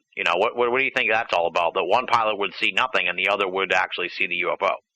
I mean, what does that mean? It's reported more than once. You're right. I mean, that type of thing has come up a lot, where people seem to be in the same area looking at the same sky or whatever. Some people see UFOs, some people don't. That really is really a deep mystery. I know that there are physics experiments where they shoot protons at a target, and if you if you are watching the experiment take place, the pattern that the protons make on the target is different than if you do it in an enclosed area where no one's watching. Okay, very strange kind of Einstein type of experiment, but it's almost like the same thing. It's like, some people see them, some people don't. Why? Why would that be? What makes me different from you, or you from someone who has seen UFOs several times in their lives? I've never seen one. I want to see one. Have you ever seen one? No, I've never seen one. But you want to, I'm assuming, right? I wouldn't pass the chance up. Right. But do you think that maybe because we've thought so much about them that we'll never see them? I mean, that also, that's a thought I've had before, too, is that I've thought so much about them that there's no way I'm ever going to see one. It seems to be people who just happen to see them. Right. It seems like the people who do see them are the people who, a lot of times, the people who don't believe at all, which is part of it. And then you get people who see them and it changes their lives and they become UFO researchers themselves. So it's like Springfield is a famous example of that, where he was on an airplane right at the very end of the war, Leonard Springfield, and saw three UFOs show up off the right-hand side of the aircraft, and all of a sudden the aircraft starts to lose power and it's about to crash. And then the UFOs leave, and the engines miraculously come back on, and they land safely. That changed his life. He became a UFO researcher because of that. I think Dr. Alan Hynek is the same way. He was hired by the Air Force basically to debunk these things, and he saw so much evidence to the contrary, he became one of the most famous UFO researchers ever. So, as you say, sometimes people see him, and it's a life-changing experience. I can tell you that my wife, she saw one. She was driving along the New York Thruway, and this thing came right down and followed her. She was driving very late at night coming home from work, and this thing followed her for quite a while. I mean, she pulled over, it stopped, she started driving again, it started moving again.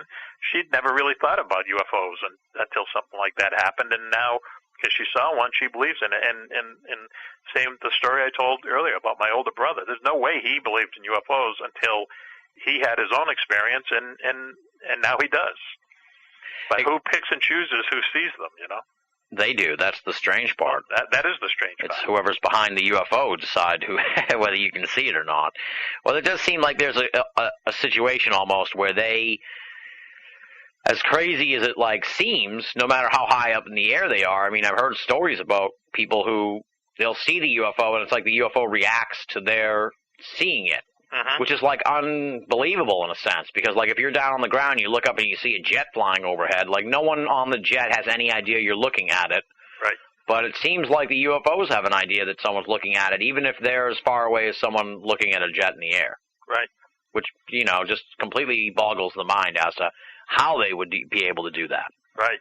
It's like your own personal UFO or something. Exactly. Yeah, exactly. It's really, it just brings this whole thing into a whole other realm of mystery. And it sort of driven the point home, too, in the book, your book, obviously, UFOs in Wartime, that a lot of the stuff that you're talking about in the book is like from, the turn of the 20th century and World War II and Vietnam and stuff, and even back to Vietnam and stuff, it's like, it almost, to look at like the UFO research community and the field of ufology, it's like those were such more quaint times, because now in ufology, it's just, like I said at the beginning of the conversation, it's just a minefield of misdirection and confusion and inside sources and conflicting stories about what this is all about. It's like somewhere along the way, the study of UFOs became completely muddled, and it no longer was as simple as it was back in the day.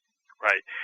Quaint is, it's a funny word, but you're absolutely right, especially in the 50s, where there were so many UFO incidents, especially around air bases in the United States, where, many people saw them, jets pursued them. Project Blue Book, even though it wasn't really aggressive, it did do some, fairly good investigating in some cases, and it basically just added more to the mystery.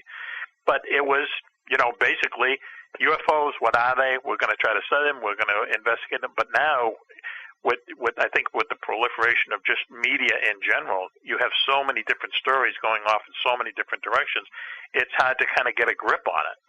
We intentionally concentrated on the 20th century.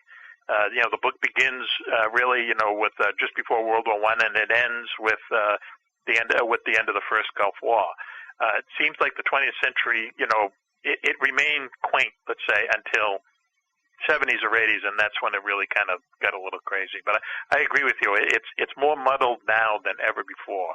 And if there was only some way to cut through the fog of that, to really get down to it, and as I said before, I think you need a concentrated scientific investigation into it. But who's going to pay for that these days?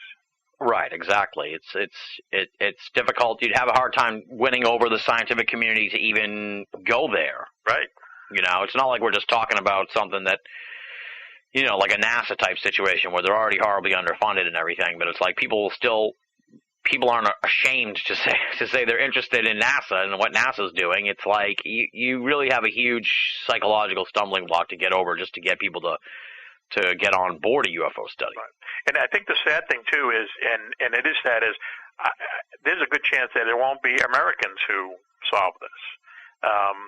There's a good chance it will be Chinese scientists or Indian scientists, just to show you the difference of what direction we're going in and what direction they're going in. Someone from England said they want to add another runway to Heathrow Airport in England, and it's taken them 5 years and lawsuits and so on and so forth just to build this one runway. Meanwhile, in China, they're constructing 75 airports. Wow. Okay, and they got no problems, I'm sure, with lawsuits and so on and so forth. They're on the trajectory, that's going up. They have the Chinese, just did a docking in orbit. They're going to put a space station up in orbit soon. They're going to go to the moon. They're the people. It will probably be solved not by some American scientific group, but I guess sad to say, by Chinese or India. It's sad because we had our opportunity. We had our opportunity to do this in the late 40s and the 50s, and we didn't do it. And so it's an opportunity lost, in my opinion. Right. And if it's not one of these foreign governments, I'm of the opinion that, there's a good chance this whole realm of private space flight is going to end up leading to this whole thing being unlocked, if you will. Could be. That sort of American ingenuity, or even, Richard Branson. I mean, someone's going to end up going up there, and if they keep flying up into space on a regular basis, then eventually I think it's just going to have to come out. Right. Because they can't cover it up, or they won't want to cover it up. Because if you're like Richard Branson and you're you're funding these, you're charging people to fly up into space, and all of a sudden it's like, oh, and by the way, you're going to see a ton of UFOs. Oh, well, sign me up then. Right, exactly. So, I mean, that would be just like the greatest boon for business ever. So it would make sense that they wouldn't keep their mouth shut about it. Right. Well, you make a good point. Is that there's no one in the private sector who would want to keep this secret. It's only in the governmental, the government and the political aspect, the political parts of our country that want to keep it covered up for their own reasons. Right. But if someone, like you say, Richard Branson, someone like that, if he had solid evidence that UFOs existed, he'd call a press conference tomorrow. Absolutely, and his ticket sales would go through the roof, and his funding would go through the roof to keep building this stuff. That's for sure. Maybe we have to hope for that, I guess. Well, maybe. You never know what's going to happen. That's another thing, too. You never know what's going to happen. It could be solved tomorrow. Absolutely. Yeah, exactly. I've made that point, too, on the show. You just, I don't buy into all this sort of like, well, it's going to happen. People who tell you it's going to happen like tomorrow. It's sort of like that guy that predicted the rapture. It's just not. Mm-hmm. But it could happen just out of nowhere, when you don't even expect it, like how they caught Bin Laden. Right, thing, exactly. Someday, you turn on the TV and it's like, oh, man. Right, the world just changed. Right. Like 9/11. It's like, right. No one really saw that coming, theoretically, right. Obviously. We won't get into that. Right. Now, what's been the reaction? Well, I guess the book hasn't really gotten into the hands of your fans yet, but what's been the reaction of them that you're, going down the UFO road here in a nonfiction book after 30 fiction books in the war realm? So far so good. I mean, there are some people who have, been able to see like advanced copies of it, or just people who know that I've done this. It really is just a marrying of two things that I have a lot of interest in, and one of them is the military, and one of them is UFOs. So, when you read the book, I'm not a military historian, let's say, but I do know some things about the military and how the military has won the wars and so on and so forth. So I try to put a lot of the UFO sightings into a military context, and which a lot of the people who have read my fiction books will hopefully enjoy. So far so good. Let me put it that way. Yeah. Well, what's the predominant sort of, like, are your readers like former military guys, or are they just like military buffs, or all of the above type of thing? Yeah, all of the above. A lot of people who are on active duty, buy our books at PXs and online and so on. But a lot of retired military people, and I get probably 2 or 3. I guess you would call them fan letters, even though they're emails these days. Probably 2 or 3 a day. Oh wow! And and they're people from all walks of life, and a lot of kids too, because jet fighters are sexy, and people like to go fast, and Top Gun and so on. I think the majority of people that read my books are either in the military or retired military. A lot of law enforcement people. I get letters from law enforcement people too. So it's really a mixed bag, but. So far, when people know that I've done this, the reaction has been, positive.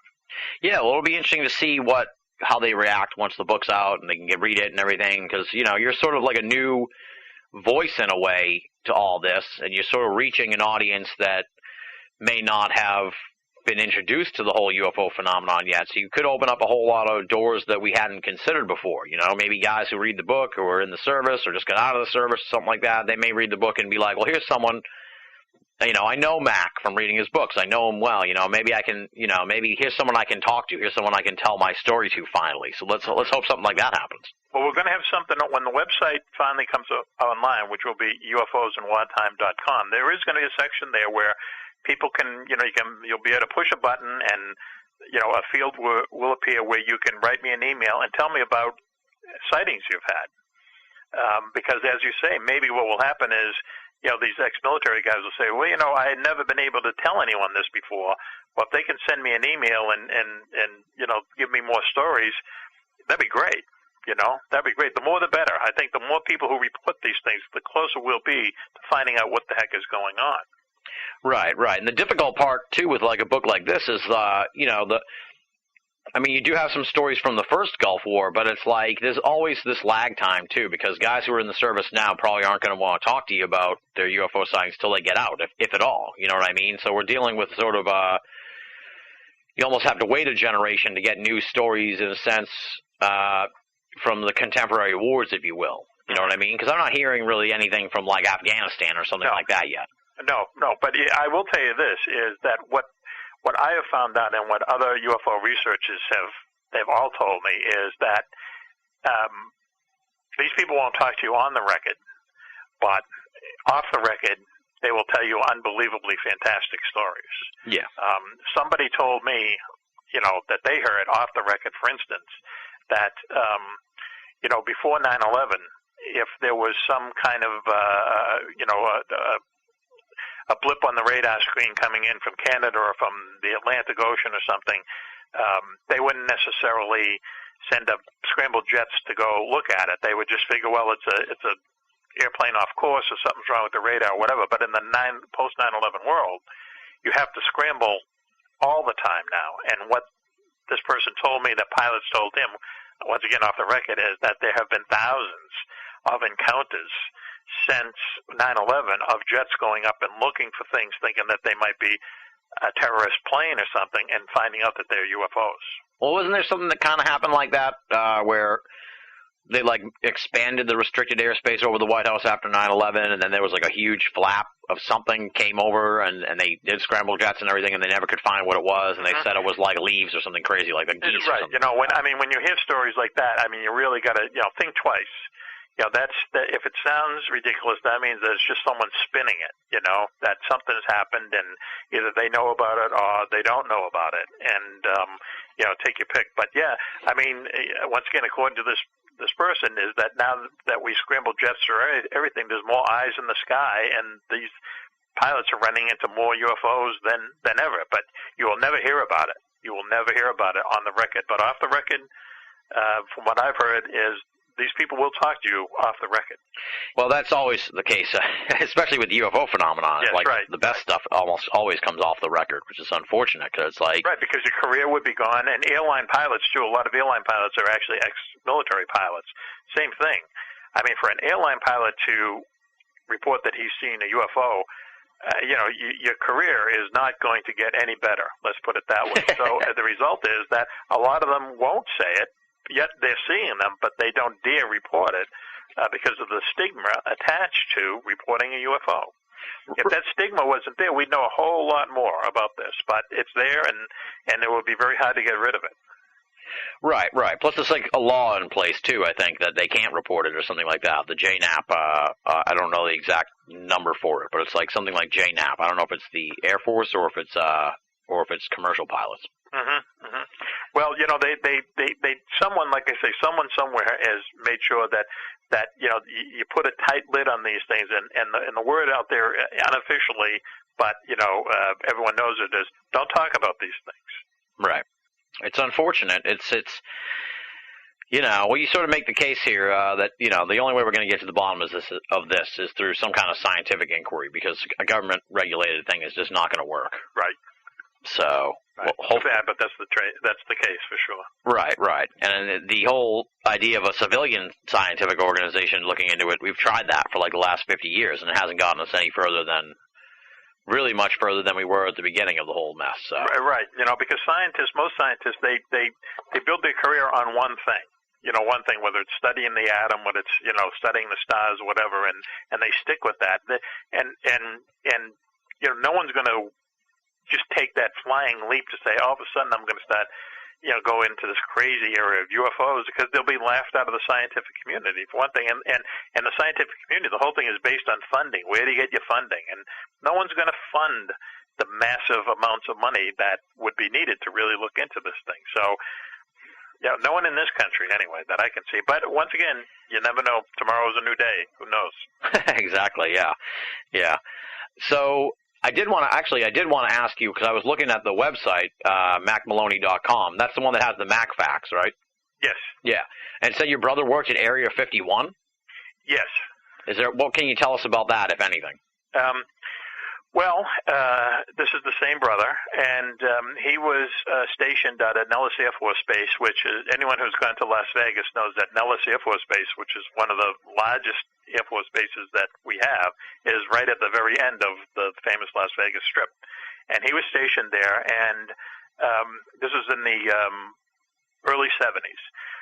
And he was a jet engine mechanic. He was a crew chief for a jet engine mechanic repair unit. And one day he was just told, all right, you're going to someplace other than the base to do some repairs on a jet.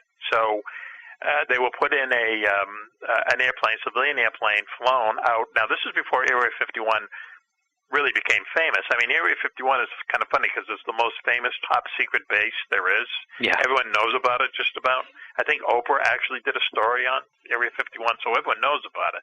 But back in the early 70s, not so much. So they were put on a plane, they flew out there, they landed. To him, it was just an air base. And what they were doing at the time was somehow or other the Air Force had gotten a hold of some real MiGs. Where they got them, Russian-built MiGs. And what they were doing, they were flying them out there and having U.S. pilots dogfight with them and see the capabilities of the dogfight. It's kind of like the precursor to Top Gun. Yeah. But they're actually doing it with real MiGs that they somehow got a hold of. And my brother was out there to fix one of the Air Force planes that had broken down that was in this program. So he didn't see any flying saucers or anything, but he did say that the two odd things were that when they got off the plane and they were going into the ops building, there was a sign there that says, "Remember, you were never here," which was interesting. And the other interesting thing was, and he still couldn't figure this out, he said, even though, Area 51 is out in the middle of the Nevada desert, out in the middle of nowhere, one of the driest places in the world because it's actually a dry lake bed. Mm-hmm. And he says, for some reason, they had lawns out there. They had grass lawns around a lot of the buildings. And he just thought this was odd. It's like, why would they have grass growing out here? And who takes care of it? Who waters it? You're out in the middle of the desert. So he thought that was unusual, too. So the sign and the fact that there were lawns out there struck him as being, kind of odd. And then later on, he realized, he knew it as Groom Lake, but, eventually. But then eventually the whole mystique of Area 51, grew up and he was there.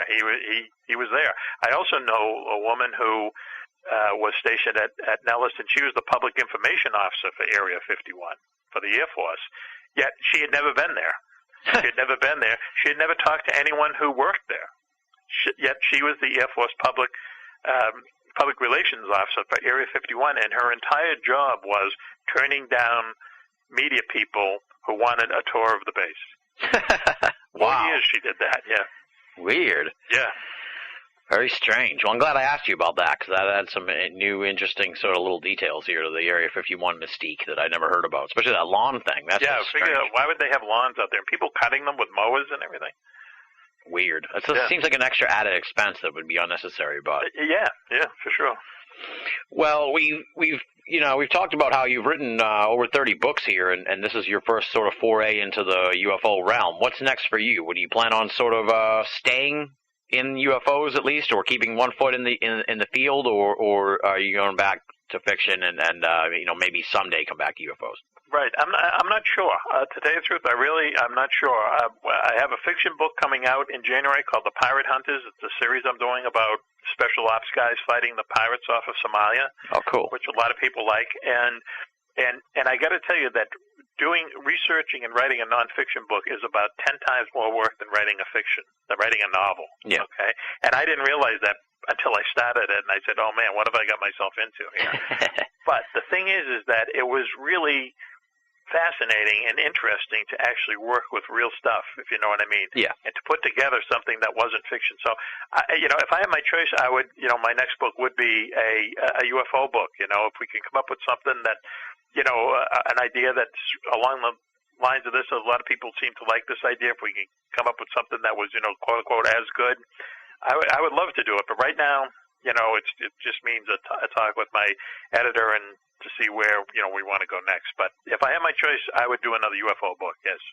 Awesome, yeah. So people should probably just keep an eye out and hopefully down the line we'll get more from Mac Maloney in the world of UFOs. I hope so. Very nice. Well, Mac, I can't thank you enough for coming on the show and giving us so much time. It's really been quite a pleasure talking to you. You bring a sort of an everyman quality to this and sort of an outsider's perspective in a way that I find refreshing and really cool as someone who sort of started looking into this and is just as mystified as the rest of us. And we need more people to look into this, and we need more people to investigate this. And you're opening it up, I hope, to a whole nother audience in a way, to the folks who are checking out your previous books and stuff like that. And as I said, fantastic book for the holiday season, not just for people, who are trying to quiet down their unruly uncle who gives them a hard time at the Christmas party about their interest in UFOs. But it's really, it's from Penguin, and it's a nice little sort of handheld book. It's good to, you're going to be doing a lot of traveling over the holidays, I'm sure, folks, and this is the kind of book that you're really going to want to have with you because it's nice,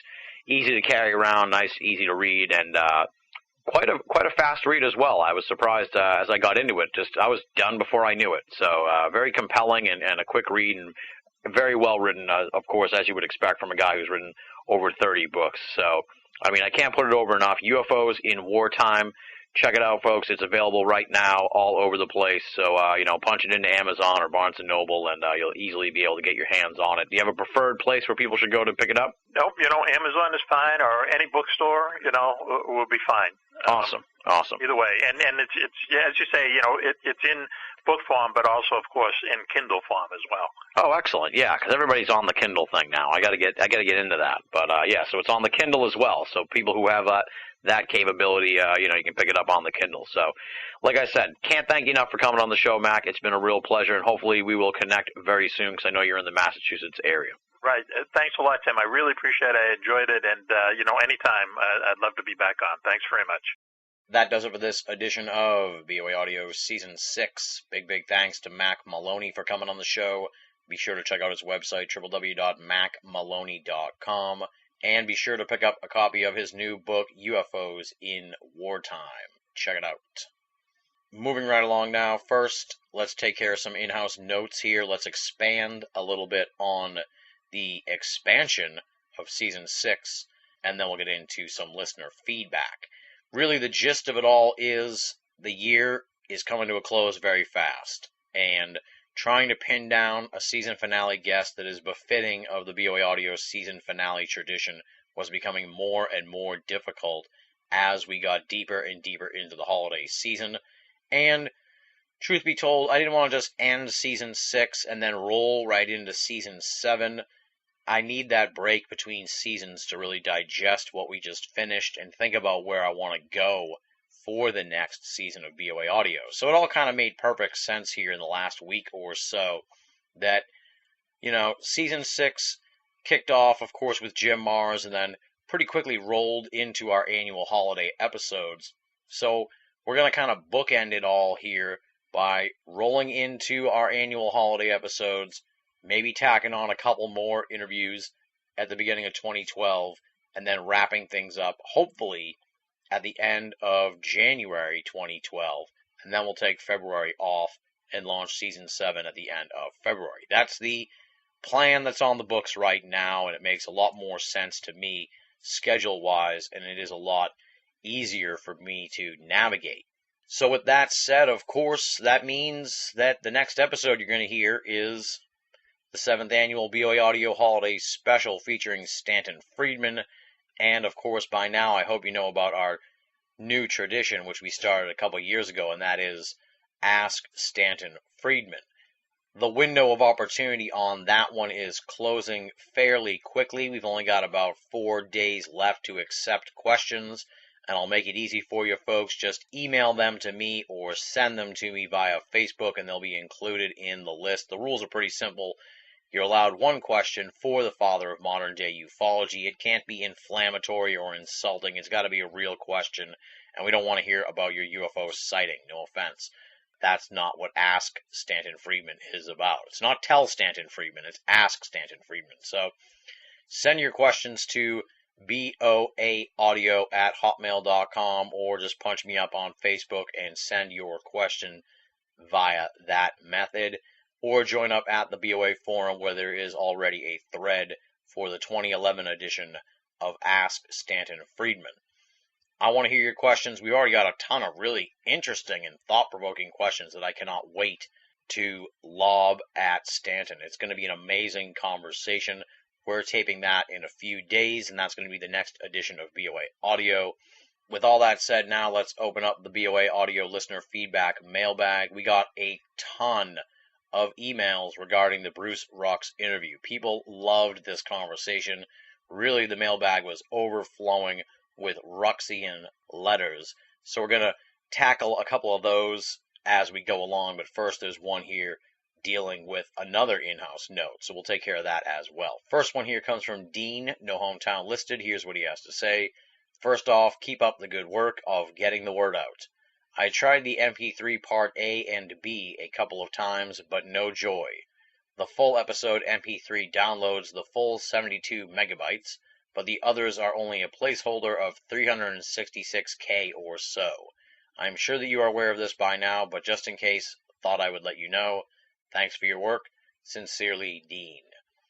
I don't really know what the numbers there mean.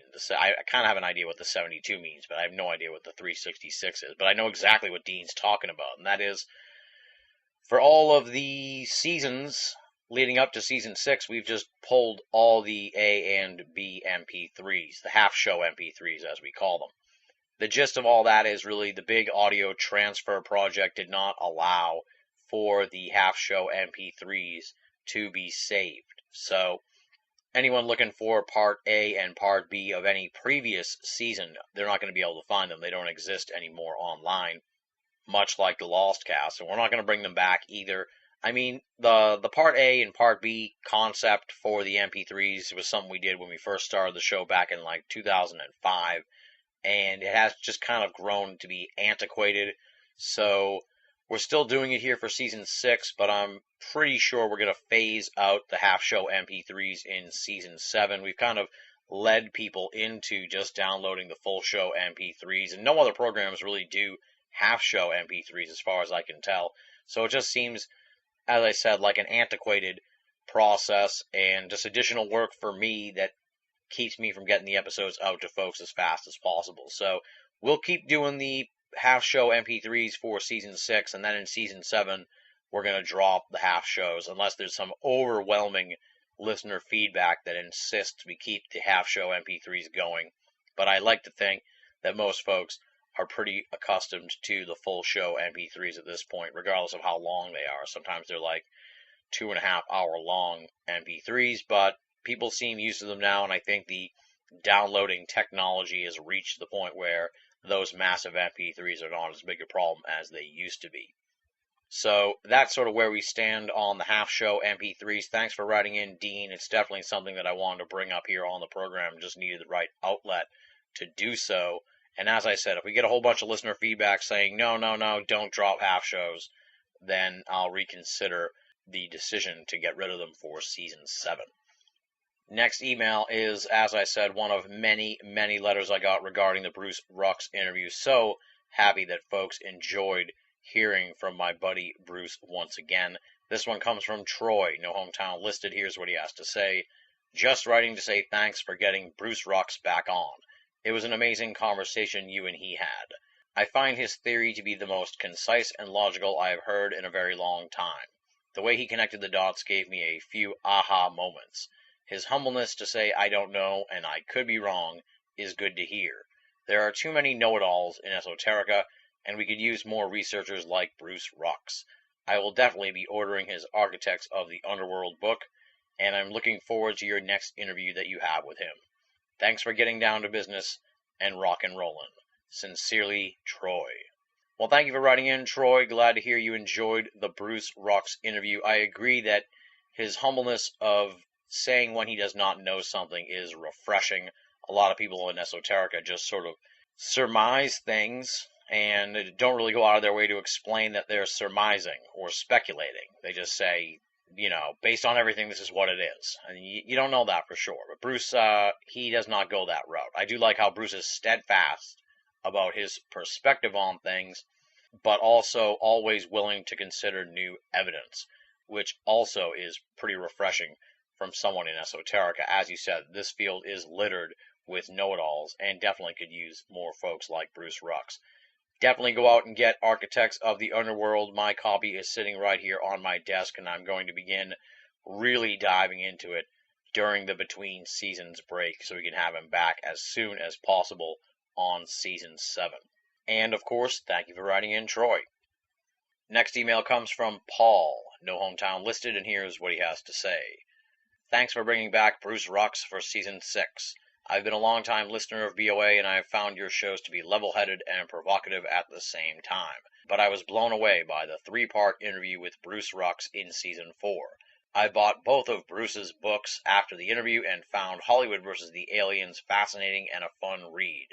Architects of the Underworld, however, was an incredible mind-blower. Now, I'm not new to the UFO scene. I was in Michigan in 1966 and had a front row seat for the swamp cast fiasco of J. Allen Hynek. I had my first sighting in Michigan that summer. I've probably read most of the UFO books published since the 1960s, and I thought I'd heard every theory out there. But Architects of the Underworld completely changed my outlook on the subject. In my honest opinion, Mr. Rux is one of the most original and elegant thinkers on UFOs, meaning no disrespect to Jacques Vallée, Stanton Friedman, Nick Redfern, and Greg Bishop, and all the many researchers too numerous to mention here. I think what stands out most about Mr. Rux's books is that he really does seem to allow the evidence to lead him forward in his thinking, something I wish would happen more often in esoterica. I am now rereading most of my UFO books with Bruce's ideas as the backstory. Tim, if you're still looking for ideas for season 7, let me humbly suggest that you read Architects of the Underworld, because you will have another 3-part interview series on your hands. It is that good. I know that you catch a lot of criticism for the way you do your shows. Sir, I would not change a thing. When I was a kid and learned about esoterica, all we had were interviewers like Joe Prine and such. One would be lucky to hear anyone's point of view, considering the amount of ridicule and vitriol being heaped upon a guest on any one of those shows. Did I say guest?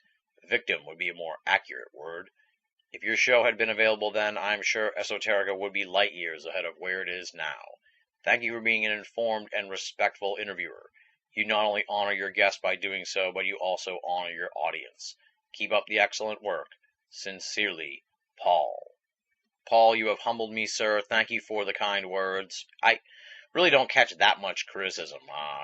Maybe in the back rooms of esoterica where people talk about me behind the scenes, but I don't get a lot of hate mail and I don't get a lot of vitriol from people, so it's perfectly fine. I've been doing this for 6 years, going on 7. I don't really care about the criticism at this point. I've paid my dues, and I'm driving my own mothership here, and if people want to come along for the ride, which so many of you do, and I really appreciate you doing so, that's great. If people want to sit back and rip on us for some of the weirder episodes we have, hey, fuck them. I don't care. Regarding Bruce Rux, as I said, folks, we got tons of emails about Bruce Rux. I'll probably end up reading a few more on the next edition of the program. That's how much email I received about this Bruce Rux interview. He'll be back, my friends. Don't even worry about that. Bruce is an amazing guy and a good friend. And I can tell you that I've already heard back from him since the interview got posted. I don't know if I mentioned this on the show or not, but I feel so bad because Bruce sends me these emails that are like 6 paragraphs long, and I barely have the time to write them back. And they're just full of amazing stuff and amazing ideas and amazing observations. And I just hope that we can get him to come to BoA in a larger way in 2012, maybe write for us or do something on a more consistent basis, because his stuff is amazing and his perspective on all this is tremendous, as Paul has observed. So you're preaching to the choir on this one, Paul. You're talking to one of the world's biggest Bruce Rux fans, and I would be thrilled if we could have him on the program every season, and am just amazed at what a find he was. I got to go out of my way here once again to thank Lone Gunman, longtime BoA audio listener, who suggested Bruce Rux way back in the day, probably like 4 years ago this month. And I've told the story a few times before. I don't think I mentioned it on the recent Rux return, but it took me 2 years or so to find Bruce Rux and get him on the show. So he is definitely one of my favorite guests, definitely one of my proudest achievements, to have found Bruce Rux, coaxed him to come on the show, and then had him open up and be so amazing on the program. I could go on all day here waxing poetic and praising Bruce Rux, but it sounds like I'd be just preaching to the choir as well. So thanks for writing in, Paul. Also, let's thank the other folks who wrote in again, Troy and Dean. Your emails were much appreciated. Since we are not contracting Season 6, since we are expanding Season 6, we've got some more room here for emails for BoA audio listener feedback. And really, we got a ton of Bruce Rux emails from folks. We also got a whole bunch of other emails. My email box is brimming with correspondences, but we always want more. I always want to hear what you folks have to say. So shoot me a line at boaaudio@hotmail.com. Don't forget the Ask Stanton Friedman tradition.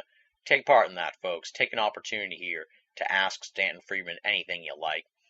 If you want to contact me, otherwise, head on over to BoA and click the contact button, or join up at the official BoA forum, theusofe.com, theusofe.com. It is BoA's paranormal playground. Lots of discussion going on there about the world of the paranormal and pop culture as well. Plus, I am, of course, part of Facebook and Twitter, so punch in Binnall, Binnall, on there, and you can find me, befriend me, follow me, poke me. It's all good, and I'd be happy to have you as part of my online circle of friends. Up next, let's thank the outstanding and esteemed BoA staff, Leslie, Chiron, Regan Lee, Joe V, Tina Senna, Rochelle Hawks, Richard Thomas, Marla Pena, Bruce Pretty, Tony Morrill, our contributing cartoonist Andy Carolyn, and our webmaster Jeremy Boston. New stuff at the website from Leslie, new stuff coming up from Regan Lee and Bruce Pretty as well, and Richard Thomas is also working on one of his famous text interviews. So a lot of stuff in the pipeline at BoA, and we're working on some tweaks to the BoA main page, maybe making some interesting changes there. I'm not going to talk too much about it because the last time we were plugging BoA 2.0, it took us like 6 months to get it done. So we have got some ideas percolating, and hopefully you'll see some changes at BoA in 2012 for the writers and for the layout of the website. Nonetheless, we say it week in and week out, but it is the truth, my friends. If you're only listening to Binnall of America and you're not reading the columns at BoA, then you're only getting half the story. BinnallofAmerica.com, make it a part of your everyday search for esoteric news and opinion. Now comes the time in the program where I ring a little bell and ask you to make a donation into my proverbial red bucket. Anyway, it's donation request time. So if you can make a donation to Binnall of America and to BoA Audio, that would be greatly appreciated. How do you do that? That's simple. Go to BinnallofAmerica.com, BINNALL of America.com, and click the PayPal button. They'll walk you through the process. It's safe and secure. But what if you don't trust PayPal? What if you're leery of what they're up to, and you just want to make a donation via snail mail? I perfectly understand, and that's why we have the BoA P.O. Box. The address for that is Tim Binnall, P.O. Box 232, Pinehurst, Mass. 01866, and you spell Pinehurst Pinehurst. So altogether the address is Tim Binnall, P.O. Box 232, Pinehurst, Mass. 01866. And if you shoot us a donation to the snail mail address, please make your donation payable to Tim Binnall and not Binnall of America, because my bank will not cash BoA donations, and include a phone number or an email for some correspondence from me to say thanks. I know it's the holiday season. I know that you have gifts you have to buy for people you don't even like. I mean, come on. The obnoxious cousin, the terrible neighbor. You got to get them something. It's just this whole obligatory thing that no one likes. Hopefully, you find a place for BoA on your Christmas list, and you can help us out and make a donation. It would be hugely appreciated, and it would help us get into the black as we close the book on Season 6. As always, no donation is too small, and all donations go towards Binnall of America and BoA Audio to help keep the website and the audio series up and running, freely available and commercial-free for all of our great readers and listeners the world over. Next time on BoA Audio, There's no surprise on this one, my friends. It is, of course, the 7th annual BoA Audio Holiday Special featuring the father of modern-day ufology, Stanton Friedman. I can't say too much about this because it hasn't even been taped yet, but it is scheduled to be taped next week. We already plugged the Ask Stanton Friedman tradition. I can't push it enough, folks. Be a part of the annual holiday special. Send me your questions for Stanton Friedman. I should note, of course, that all questions will be handled in the order they are received. So if you're listening to this and you send one in 2 weeks, it's not going to get read. Maybe I'll put it in a file for the 8th annual holiday special, but we're getting ahead of ourselves. Next time on the program, 7th annual BoA Audio Holiday Special featuring Stanton Friedman. Can you believe it's been 7 years of this amazing holiday tradition? I am so thrilled. Talked to Stan last week to set up the interview, and it was like the Christmas music got better. The eggnog tasted more delicious. It was like the holidays are here. They are real. They have truly arrived because the holiday special is going to happen once again. That's next time on BoA Audio. We're going to obviously get it to you before Christmas, hopefully the Thursday or Friday before the holiday weekend. So stay tuned to BoA for that one. And on that note, we close the book on this edition of the program. Big thanks once again to Mac Maloney for coming on the show. Check out his new book, UFOs in Wartime. Thanks to Paul, Troy, and Dean for writing in for BoA Audio listener feedback. And, of course, big thanks to all you folks out there, the BoA Audio listeners, the hardcore listeners who are listening to me right now as I'm getting mush mouth and just rambling here. You guys are awesome, and your support is just tremendously appreciated. You are the fuel that drives the BoA machine. I hope you're all having a great lead up to the holiday season. Thank you for making BoA Audio a part of your esoteric audio playlist. Until next time, this is Tim Manal, thanking you for listening and signing off.